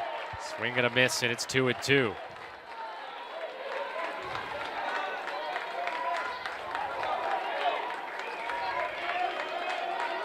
Kromenacher threw 70 pitches in his outing, 52 for strikes. 2-2 pitch, check, swing, they appeal, and the first base umpire, Mike Griffin, says that Wilkinson went around. So Austin Syvertson needed 1 pitch to get the final out in the 6th, and then gets a 1-2-3-7. Stretch time in Cedar Rapids. This ball game knotted up at 3. Wisconsin-Stevens Point taking a called strike here, and it's 1-1. Booz, Matson, and Bauman do up against Brett Carson, who got the final 2 outs at the bottom of the 6th inning after Stevens Point had plated 2 to tie the ball game back up at 3. And now a cut and a miss by Booz, and it's 1-2. Carson makes this lefty-lefty matchup. He'll face a right-handed hitter in Matson, and then Bauman and Simmons hit from the left side. 2-2 now to Booz, who's grounded out to 3rd, singled in the 5th inning. 3 for 11 this weekend with a triple and a run driven in. 2-2 pitch. The breaking ball, it's slicing down in left center field, a base hit. Right between the left fielder Boyd and the center fielder Castle. Leadoff single for Jacob Booz. Nice approach by Booz. The ball slicing away from Castle. Ball's between the 2 outfielders. The leadoff man's on. Let's see if Nat Richter changes his strategy in the 7th inning if he has Matson, the number 9 hole hitter, lay down a bunt. All right, same situation in the 5th inning. Did not bunt. And ended up flying out to center field. And then Bauman hitting a double play to end the threat. No bunt shown. Ball 1. Genzi again in on the grass, thinking along with me. But again, these guys are mashers. They don't play a lot of small ball. They'll steal an occasional base, but they don't sacrifice much. Holds up his swing, and it's 2-0. Matson has a .309 batting average with 8 homers and 47 RBI. He's 1 for 2 today. He's 4 for 10 on the weekend. And again, he leads the team in sacrifice hits with 7. The 2-0, and he hits it foul off the right side. Not sure Point's got a big analytics staff back in Central Wisconsin. I would have said no, but that Richter been around. Played for a couple good coaches. 2-1 pitch, and it's fisted in the air down the line right field and dropping in front of the right fielder Hill, who tried to deke the runner Booz. Dives into second as the throw gets away, but it's backed up near the bullpen area. And so it'll remain first and second on a bloop single by Matson. Hill was lucky that Booz didn't take advantage of his overthrow, as you say. Matson goes the other way, bloops in front of Hill, and then he airmails the throw, trying to get Booz in a force at second. The ball went all the way up against the dugout, but Booz did not advance. So there's 2 on with nobody out. Now here's Bauman, who's hit into a double play twice. Wonder maybe make him sacrifice here. Stay out of that. Shows the bunt, and it's a high breaking ball for a strike. Bauman's second on the team with 6 sacrifices. They only have 15 all season. Bauman and Matson are the bunters on the squad, apparently. No balls and a strike. Showing bunt much earlier this time now is Bauman. As the first baseman creeps in, it's popped up, and it's played by the pitcher. Carson turns, fires, and gets Bauman at first base. That almost ended up being an infield bunt single. Well, that's why I understand in the big leagues the trend to go to launch angles and hit the big bombs and 3-run homers. They'll get you more runs in a hurry than bunting. But at this level, when you force the defense to make plays, I mean, Carson made an athletic play there to get the out. Otherwise, like you said, it was potentially an infield hit. And anyway, you can have that discussion over coffee or other beverages more than here in the 7th inning of a tie game of the national championship. Vittmeyer, the catcher, going to walk out and talk to Carson here before a 2nd and 3rd situation with 1 out, and Aaron Simmons, the batter, coming up. I think part of it is you're comfortable pitching to him and make him hit your pitch because the base is open. This is the hottest hitter on Stevens Point. It is a lefty-lefty matchup, but with the base open, I think I'd be careful with Aaron Simmons the way he's swinging the bat. Keep everything away. See if he chases maybe early in the count. I think they're going to walk him after that. You're right. Yeah, I'm going to say there's no reason to pitch Simmons as hot as he's been. The 3rd time that Simmons has walked today, the first of the intentional variety, and he's been walked 6 times overall in less than 3 games this weekend. You can't let him beat you. Again, you go over scouting reports and ask who you don't want to have the guy beat you. Simmons is that fella right now in the Stevens Point lineup. So big AB for Peyton Nelson, who's 2 for 2 today. Yeah, 2 singles. He's also hit by a pitch last inning and scored. He is 5 for 10 this weekend. Ball 1 to Nelson. He's got a double, 4 runs driven in. They all came yesterday. 12 runs scored by the Pointers yesterday, coming back from the 7-2 deficit against Catholic to win 12-8. Line drive up the middle, base hit.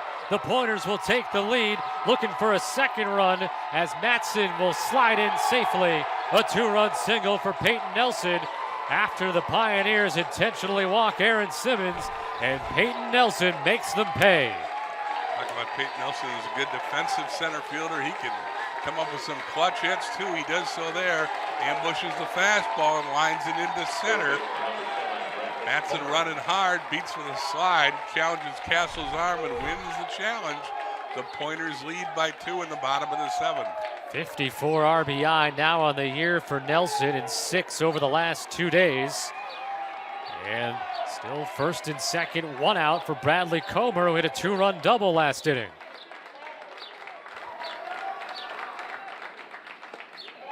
Ball 1. No, called a strike to Comer.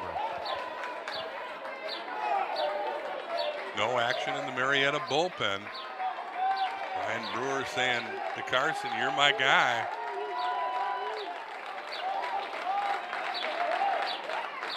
Three hits in the inning now, 10 in the game for the Pointers. Wave and a miss by Comer, and it's 0-2.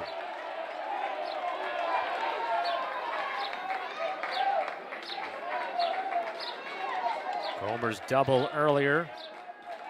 This is 12th of the season. Hitting .349 with 57 RBI now on the year. 0-2 pitch in the dirt.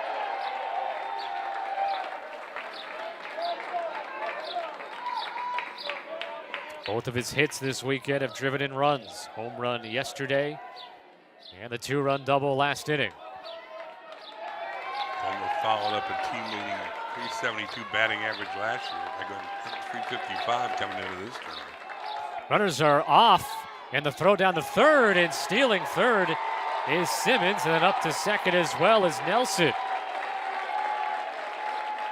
Aggressive base running by the Pointers. You get a look here. Simmons is the one who breaks first, and Simmons is now in the dugout. They call him out.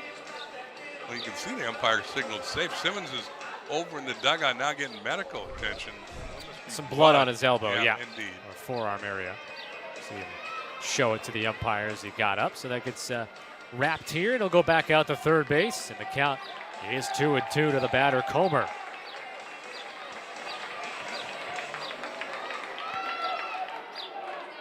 Simmons is now 14 of 14 stolen bases. My goodness. And the trail runner, Nelson, now 15 of 17. Chopped to third, playing in was Yenzi, throws it home, and getting himself in a rundown here. Pretty smart by Simmons to possibly give the chance for Comer to sneak up to second base. Not a lot of time to do it, and almost dangerous there. Comer's bat was right there in the way.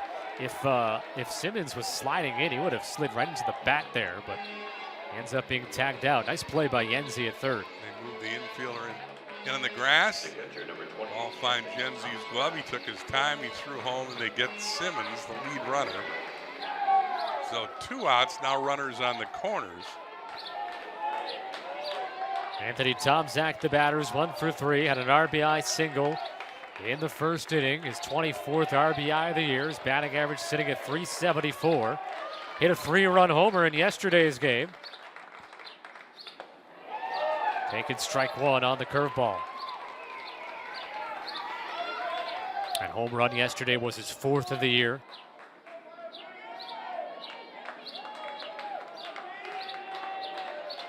Two for 9 overall this weekend for Tomczak, the catcher. Carson will step off before the 0-1.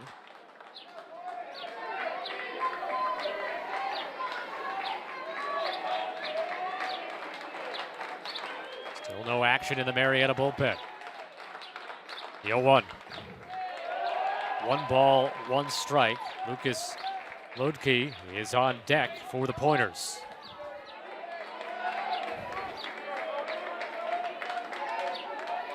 Two runs in the inning on 3 hits. There also was an intentional walk. The 1-1 just below the knees, held there an extra moment by Vittmeyer, and it's 2-1.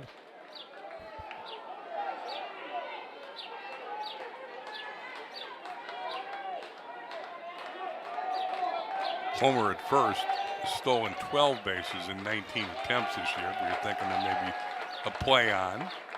On the 2-1, hit hard into right center field. That'll split the 2 outfielders. Cut off there by Castle. Chugging into third goes Comer. Of course, scoring from third was Nelson. And a 3rd run on the board here in the 7th for the Pointers. And they now have a 6-3 advantage. Another clutch hit by the freshman catcher. Tomczak with a 3-run homer yesterday to get his team back in the game. Today he gets a 2-out single for a big insurance run for the Pointers. Both of his hits driving in runs with 2 outs for Wisconsin-Stevens Point, and it's 6-3 as the Pointers have scored 5 runs over the last 2 innings. And that was after Marietta took a 3-1 lead in the top of the 6th. Lodke, the batter, is 0 for 3.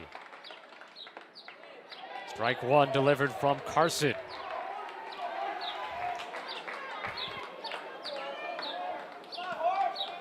Wisconsin-Stevens Point in the College World Series for the 6th time in program history. They're trying to stave off elimination in the first game of the day today.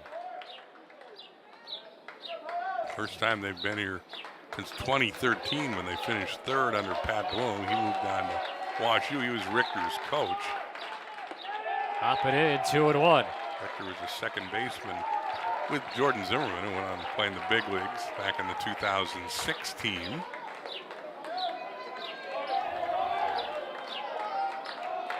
And Richter has resurrected the program, and they're staying alive here in Cedar Rapids. 2-1 and swing and a miss by Ludke, and it's 2-2. 3 runs have come across in the inning. And now the Pointers doubling up the Pioneers. Both teams facing elimination in this game. Carson trying to close the door here. Fouled off. Bouncing off the press box suite level here, then carrying out in front of us. You feel endangered? We got the windows mostly closed, so I think we're pretty safe. 2-2 pitch, runner off from first, and Ludke swings and misses to end the inning. But another big inning for the Pointers offense. They scored 3 runs on 4 singles. And after 7, the Pointers on top of the Pioneers, 6-3. Like each of us, full of purpose and potential. Scott Sudikoff and Bill Brophy back with you as we head to the 8th inning, and Stevens Point has reassumed the lead, scoring 3 runs in the bottom of the 7th inning. 2-run single by Peyton Nelson. That was after Aaron Simmons was intentionally walked. 2 batters later, Anthony Tomczak with a 2-out RBI single, and Austin Syvertson on the mound here still, as he has gone an inning and a third. 4 batters, 4 outs thus far for him, with a strikeout. Top of the Marietta order lineup. Marietta order lineup. It's early still, right? Top of the Marietta lineup is due here in the 8th inning. It's getting late for Marietta, though. Right. Top seed in this tournament, down to their last 6 outs. As you say, they need their big guys, Hill, Yenzi, and Boyd, to do something here against Syvertson in the 8th. Hill is 0 for 3 today. First time he's facing Syvertson. And there's a first pitch strike. They've kept Hill off the bases, and he is the igniter for this team. Went 4 for 5 last night against Salisbury. Takes a cut at the 0-1, and it's 0-2. Batting average is at .430 for Hill on the year. He is 4 for 11 this weekend.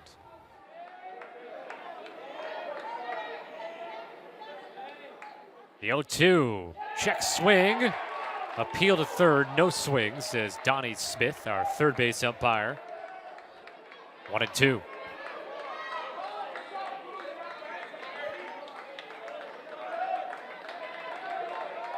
Winner here plays Salisbury later today. Allegedly at 4:30. The scheduled start time as of now, 4:30. 1-2, low and away. 2-2. It's a really good pitch, though, there by Syvertson. You got a 1-2 count, and you hit your spot.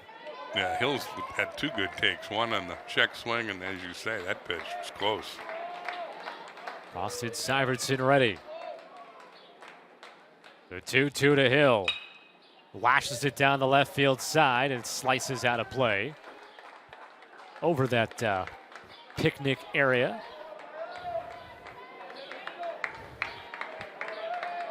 They play Hill to hit the left. He hasn't done that yet today. He's flown out to center twice and grounded to first. He turns on one, but it'll be foul. Into the bleacher seats. Yeah, the center fielder Nelson is shading Hill into left. There's a big gap in right center. Another 2-2 pitch. And staying alive is Turner Hill. It's the type of a bat you need if you're Marietta here to lead off in the 8th inning. Down by 3. There's a look at the outfield alignment and a lot of that green space in right center. Nelson pacing around out there in center field. He finally ends up in left center when he stabilizes his defensive position. Breaks outside, count full to Hill. Yenzi and Boyd to follow. Good AB by Hill, battling here, spoiling pitches. Good takes on pitchers' pitches that just missed the zone. Top of the 8th inning here, nobody out. The payoff. Ground ball up the middle and into center field, a base hit for Turner Hill. An excellent at-bat to lead off here in the 8th inning for the Pioneers. That's what Marietta expects from their veteran, and Hill provides it. Syverson just challenges him with a fastball and says, here, hit it. He'll says, okay, I will. Goes up the middle, he's aboard. And now here come the big boys, Yensi, Boyd, and Carson. Yensi is popped out of the infield, grounded out to short, drove in a run with a single in the 6th inning. His 71st RBI of the year. Yensi's the team leader in home runs with 12. Takes a strike, 3 for 11 this weekend. After the hit his last time up.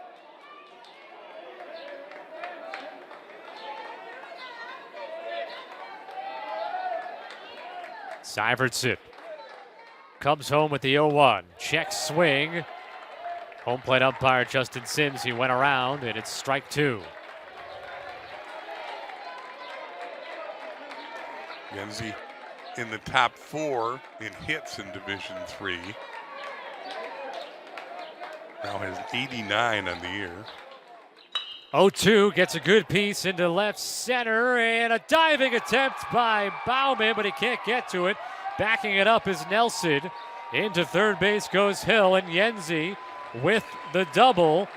Of course, he leads the nation in doubles, and he adds another one to his total, his second this weekend, and his 31st double of the year.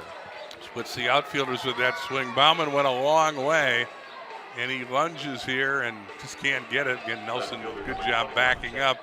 Hill had thoughts of trying to score, but the stop sign went up. No reason to take a chance, down 3 runs.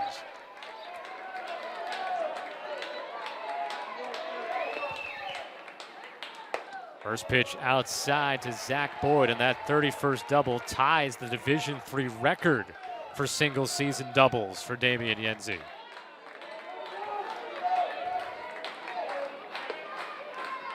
Carson trying to keep the line moving.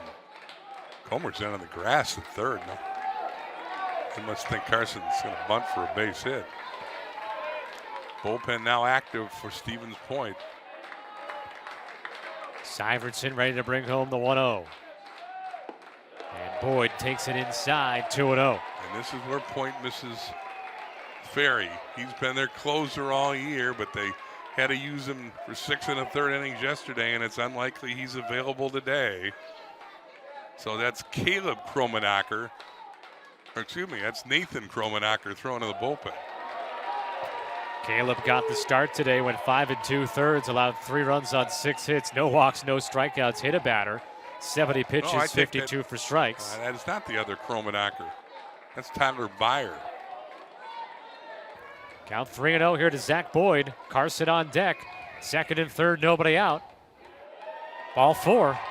4-pitch walk from Syverson, and the bases are loaded for the Pioneers. And here comes the pitching coach for a visit. Give more time to Byer. We saw both Byer and Nathan Kromenacher the first day in this tournament. And I think we got a chance to see Byer on day 3. He just got up a few moments ago.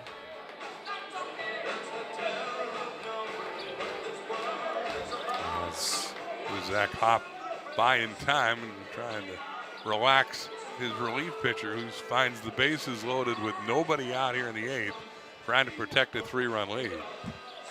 Looks like also Marcus Jaworski is going to go out.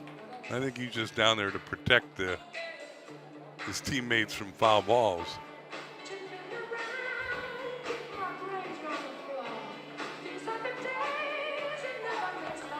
So the meeting adjourns here, and Brett Carson will come up with the bases loaded and nobody out.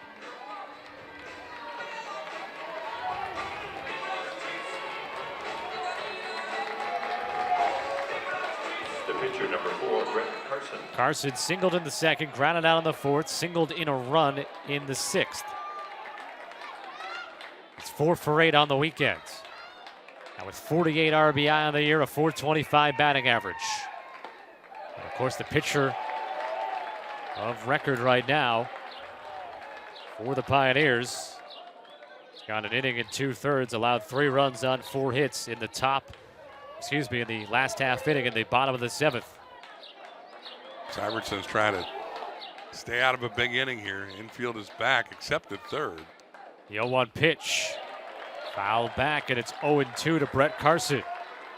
We've referenced a couple of times entering the day today a 545 batting average in the NCAA tournament. And his 2-for-3 day, well, makes that even better so far. That's why he's been promoted to the cleanup spot in the batting order. Trying to help out his own cause on the mound as well. He just gave up 3 runs to give the Pointers the 3-run lead. Now wants to get him right back. Inside, 1-2. Tom Zach trying to frame that. That ball was inside. He did his best. The crowd, though, of course, the supporters of the Pointers will have something to say. Although, you know, most of them are up behind the dugout. It's not really the best view to see if that pitch was a strike or not, but that's how it is, right? Yes. Just how it is, no matter what. Corners are creeping in here. The 1-2 pitch and foul back. Over the overhang here.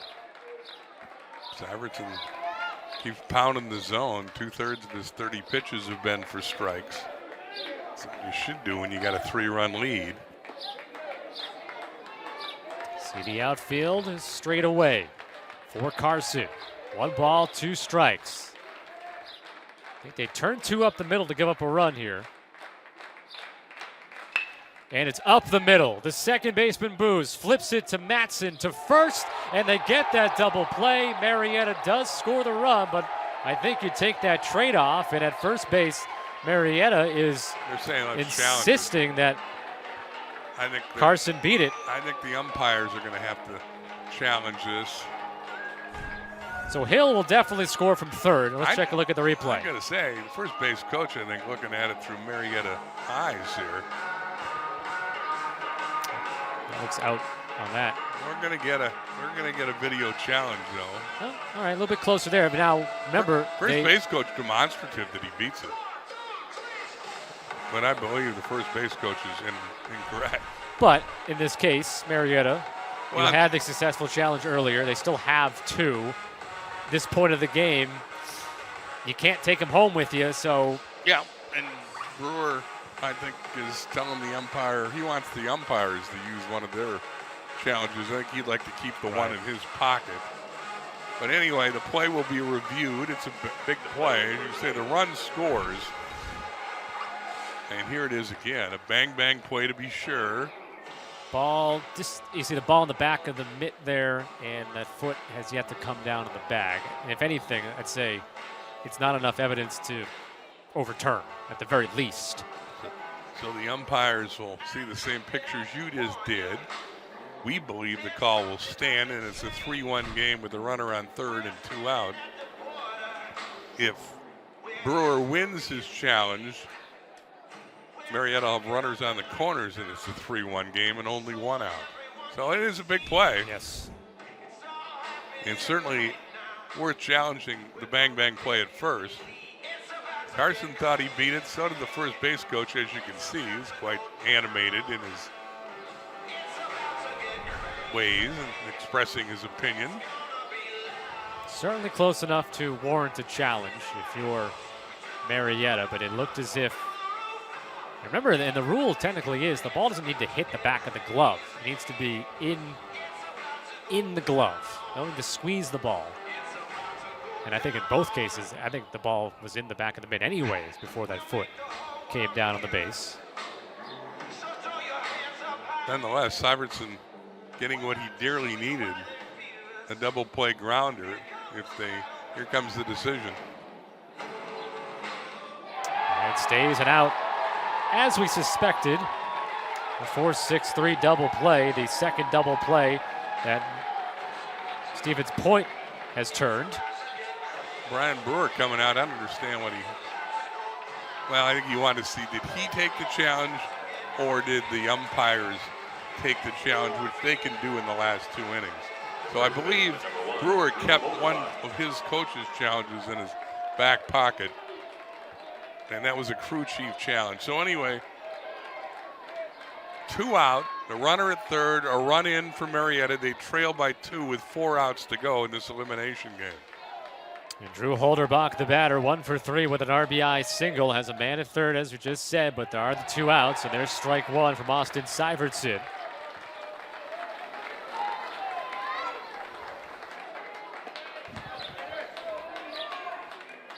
Holderbach is 1 for 3, singled home a run in the 6th inning.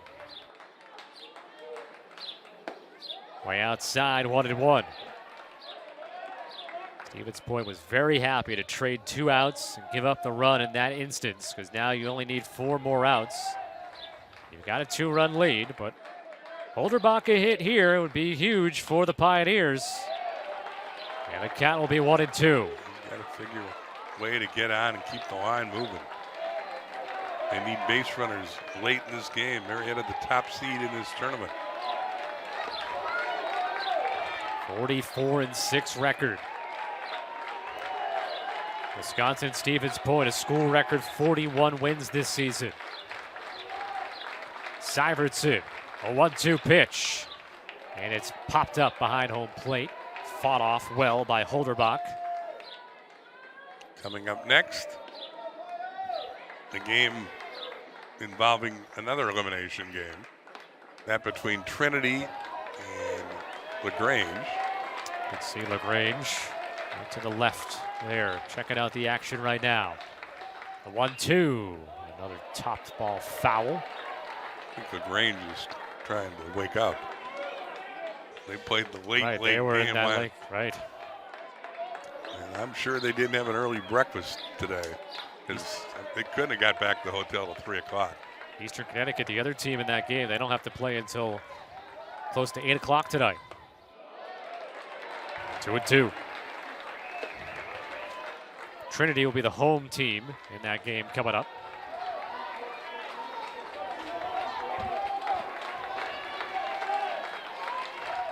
Two-two pitch, swing and a miss as he chased it.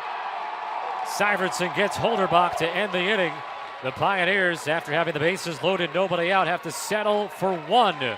This game moves to the home half of the 8th. Wisconsin-Stevens Point 6, Marietta 4.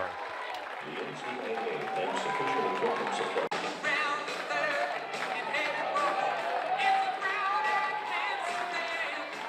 Marietta does score a run in the top of the 8th inning. They wanted more. Bases loaded, nobody out. A double play hit into by Brett Carson. That's what scored the run.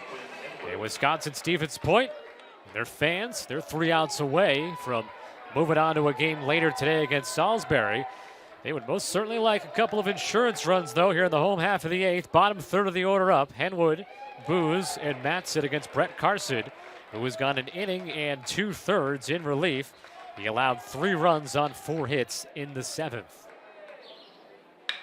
Sharply hit off of the glove of the third baseman Yenzi and into left field. A base hit for Quinn Henwood, his 2nd hit of the day to lead off here in the 8th inning. Yeah, that's leadoff man on again. The insurance run would be big for Point.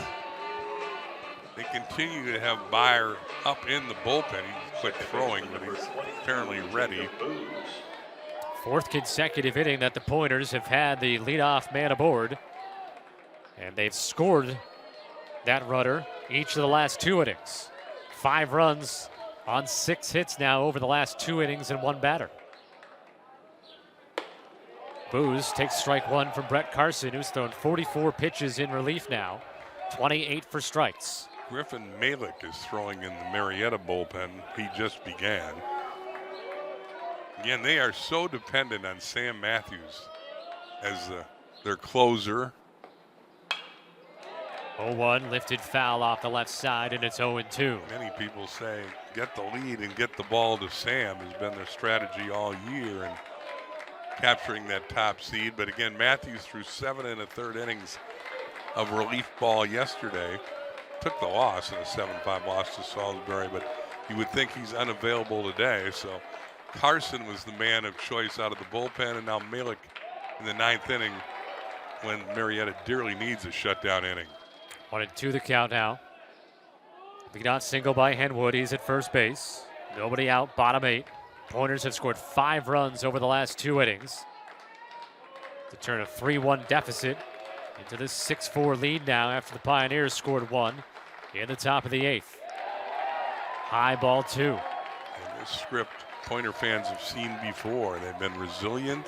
They've been the comeback kids for much of this season, and using the same script today in a game they have to win. They've been able to hold the fort all day today after taking the lead initially. Marietta did. So here's what I get always confused here, because, you know, Marietta took a 3-1 lead at the top of the 6th inning. Would you consider this a comeback win, though? Because you hadn't had your at-bats yet in the 6th inning. And, of course, they then tied it in the bottom of the 6th inning. Well, I don't think they were real comfortable being down 3-1 in the 6th inning. Of course. So I would consider this a comeback win. Okay. Absolutely. All right. And again, they're doing it without Sidney Ferry, their relief ace, being available today, because he threw 6 in the 3rd inning yesterday. Picked up the win against Catholic University in a must-win game. Payoff pitch and the big strikeout for Carson, getting Jacob Booz swinging. 3rd strikeout now for Carson.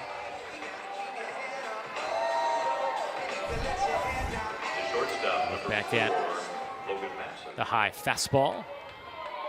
And here comes Mulvey, the pitching coach, to the mound again. Matson due. He's 2 for 3. Mulvey looks down, and indeed he's going to make a change. So a pitching change here in Cedar Rapids. Runner on first. 1 out for the Pointers. They already lead 6-4, hoping for some insurance. This is an elimination game here in Cedar Rapids. We will step aside and come back with the conclusion of the 8th inning here in a moment. Pitcher Griffin Malick for the Pioneers, 6'2", 161-pound right-hander from Akron, Ohio. He'll come on with 1 out and a runner at first base in the bottom of the 8th inning, trying to keep this at a 2-run difference to get his offense back out there and trying to make the comeback in the 9th inning. Alex had a nice year, 5-0 with a 267 earned run average. His 18th appearance, they've all been out of the pen. In 33 2/3 innings, Griffin's allowed 24 hits, 10 earned runs. He's walked 8, struck out 24. Opponents have hit 197 against Malick, who's a senior. 6'2", 161 pounds, they say. Brett Carson went 2 innings, 5 hits, a walk, and 3 strikeouts. The walk was intentional. He allowed 3 runs in the 7th, responsible for the man at first base. Starter Gino Sabatine went 5 1/3, 3 runs on 7 hits, couple of walks, couple of Ks, and a hit batter. Logan Matson coming up, 2 for 3 today with a run scored. He's 5 for 11 this weekend. He's crossed the plate 4 times. Henwood is at first after his leadoff single. Carson, the final batter he faced, he struck out Jacob Booz. First pitch from Malick. Swing and a miss by Matson.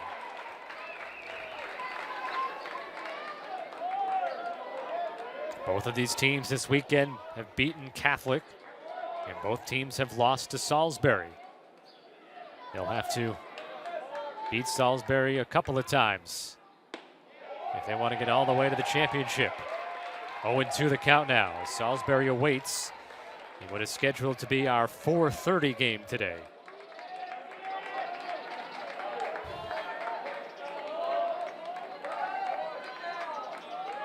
Malick looking to make quick work of Matson. It's in the dirt. Good block by Vittmeyer. If you're wondering, Carson is fully out of the game. They left Boyd in left field. So if they do get back around to that spot in the order, right now it's Griffin Malick in the cleanup spot. 1-2, hit into left center. Castle over and under for the second out.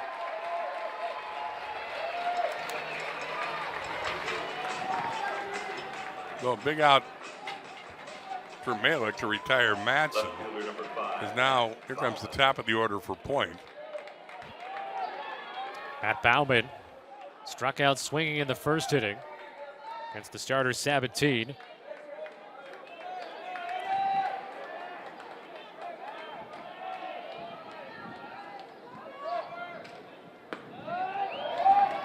Malik's pitch is low. 1-0. Bauman a strikeout of the first, hit into a double play in the second and the fifth. Laid down a sacrifice bunt in the seventh. Helps set up the 3-run inning. Close, but ball 2.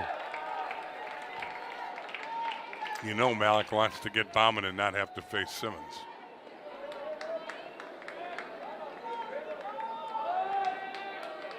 They've pretty much taken the bat out of Simmons' hands today with 3 walks, the last one being intentional.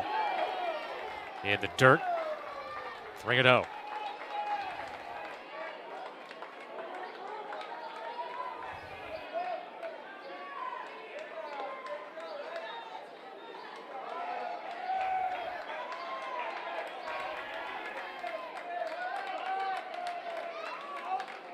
Malik, 3-0 pitch. Too far inside, ball 4. So Aaron Simmons will get another at bat here.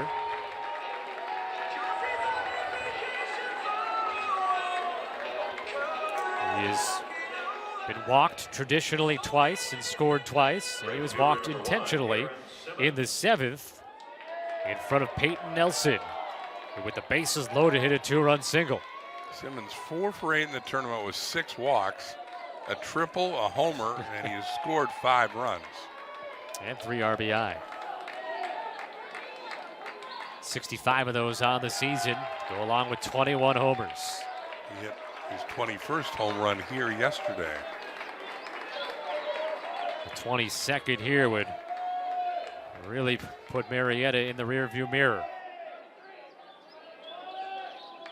The 1-0 pitch, chops it back foul to the netting right in front of where the players from LaGrange are camped out. 1-1.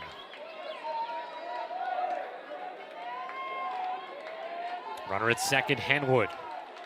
Bauman at first. Malik the pitcher. The 1-1. Kept it away on the outside corner, and it's 1-2.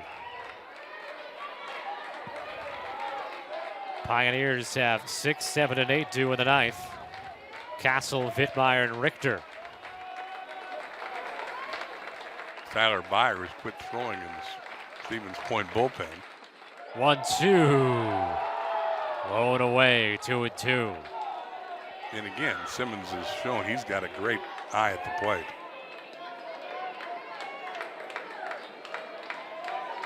Very disciplined, works counts.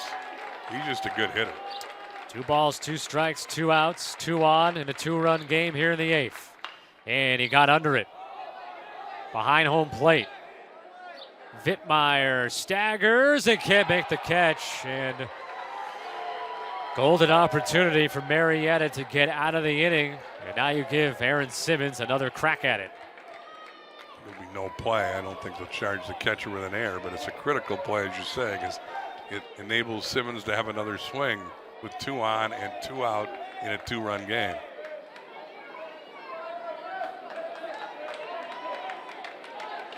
See if Simmons can take advantage of the break.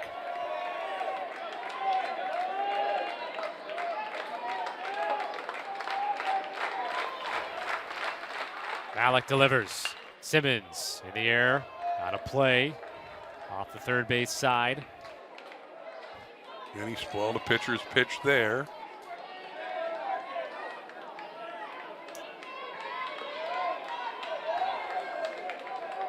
Not sure if Byer is ready to come in or if they'll trot Syvertson out there to pitch the 9th. Another 2-2 on the way. Simmons lifts it, foul third base, and again goes up off the overhang. Very competitive at bat by Simmons. Peyton Nelson is on deck if Simmons finds a way to prolong the inning. Peyton Nelson leads the tournament with 6 RBIs, including 2 today. 3 for 3 today.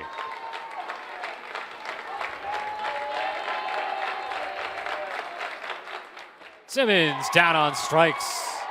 Malik Big pitch by Malik. And just to say, give credit, tip your hat to the relief pitcher to come in and get the hot-hitting Simmons and get his team out of a big jam.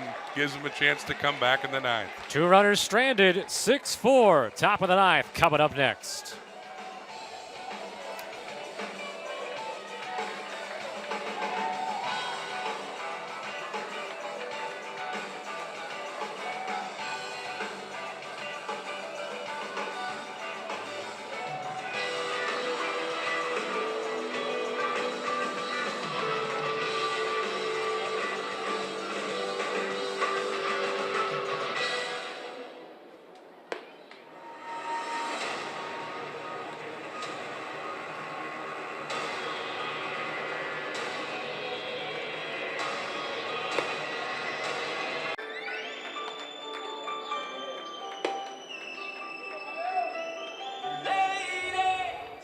Scott Sudikoff and Bill Brophy back with you in Cedar Rapids as this game is into the ninth inning. Last chance for Marietta. They had a tough situation in the bottom of the eighth. A couple of runners on for the Pointers, but they do not score. Marietta scored 1 in the eighth to get back within 2. Austin Syvertson still on the mound for the Pointers. Trent Castle leading off for the Pioneers. Syvertson 2 1/3 innings of relief thus far. It's a lot of run, couple hits. And he throws strike 1 to Castle. 39 pitches, 27 for strikes for Syvertson. Castle 1 for 3 in the game. He's singled back in the second. He's 4 for 12 this weekend. The 0-1. 1-1 now. Tyler Byer throwing in the bullpen again for Stevens Point. Wonder if maybe as soon as a runner is on, that might be it for Syvertson. 1-1. Castle sharply hit on the ground. Diving attempt by Matson. Cannot knock it down. Even if he does, it would have been an infield single probably. It's a base hit for Trent Castle. Second hit of the day for Castle, an all-important one. He gets the ball past the diving Comer at third, and once that happened, he had the hit. Tying run at the plate here in the ninth with nobody out. Well, right now, Syvertson staying out there. The coach is going out to Byer in the bullpen, maybe asking how he feels, if he's ready to go yet. It's inside, ball 1 to Logan Vittmeyer, who represents the tying run now for the Pioneers. He's 0 for 3 with 3 groundouts. 1 to short, 1 to second, 1 to third. Second time these hitters have had a look at Syvertson. Here's the pitch. Strike 1. Syvertson only needed 1 pitch in the 6th inning to get an out. In the 7th, had a 1-2-3 inning.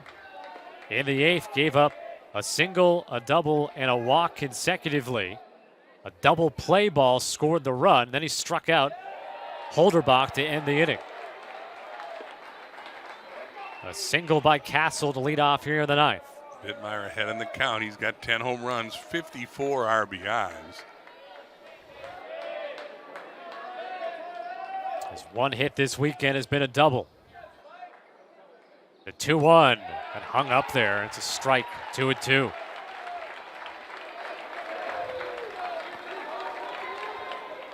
Alex Richter is the scheduled on-deck batter.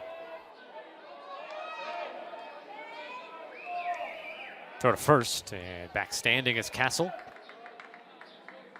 Marietta needs at least 2 runs or they will be eliminated.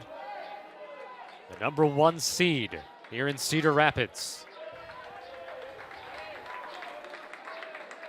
Now the 2-2 holds up his swing and a pitch away, and the count is full.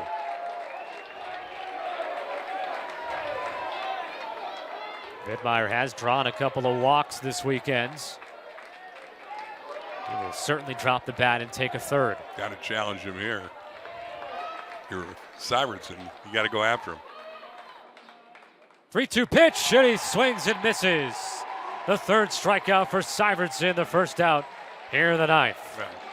Again, you can't afford to walk him. You got to say, here's my best fastball. Hit it. Syvertson wins the battle.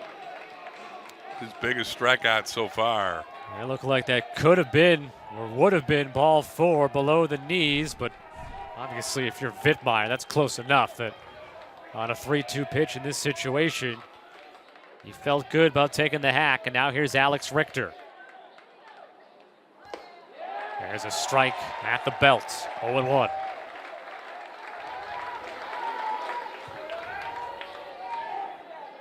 Marietta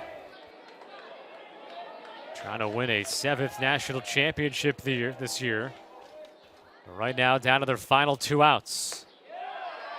And it's 0-2. Ben Kaplan is in the on-deck circle and will likely pinch hit for Wilkinson. Runner at first is Castle. He led off the 9th with a single. Wittmeyer just struck out. Syvertson ahead, 0-2 on Richter. In the dirt, bounces off the chest protector of the catcher, Tom Zach, 1-2. Freshman catcher's had a nice tournament. Didn't start the first game, but been a factor of the last 2 for Stevens Point.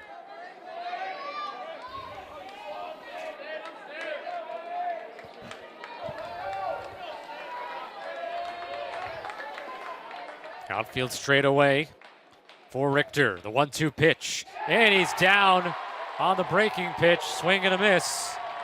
Back-to-back strikeouts. 2 outs here in the 9th. 4 strikeouts for Syvertson coming out of the bullpen.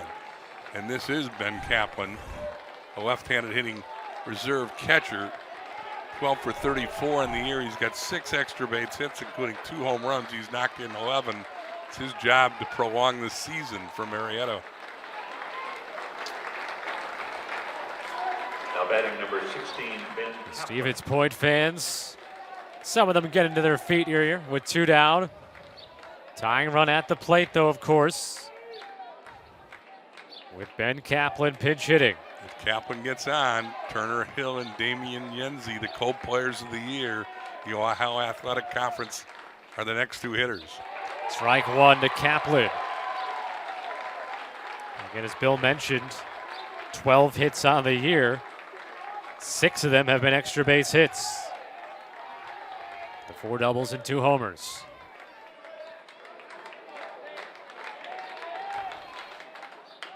Fouled by Kaplan, and it's 0-2. They start the runner. The foul ball will send Castle back to first. But there was going to be defensive indifference. They're not holding Castle on. All eyes on Kaplan at the plate. Can Syvertson record the out and send Stevens Point onto the 4:30 game? 0-2 pitch. And he got him looking, and Stevens Point stays alive, and they eliminate Marietta. A final score of 6-4, and Austin Syvertson out of the bullpen goes 3 1/3. He allows just 1 run, 3 hits, and he gets the win out of the bullpen for the Pointers. And Wisconsin-Stevens Point will go on to the game later today to take on Salisbury. A huge win for this program. Caleb Kromenacher with a big start for Nat Richter's club. Then Syvertson with a great relief appearance. Peyton Nelson with 2 big RBIs. So did Anthony Tomzak. Point lives to play on at 4:30 against Salisbury, the defending national champs. Marietta eliminated. That game later today, Stevens Point and Salisbury. Coming up next, we have LaGrange and Trinity. But for now, for Bill Brophy, I'm Scott Sudikoff, signing off from Cedar Rapids.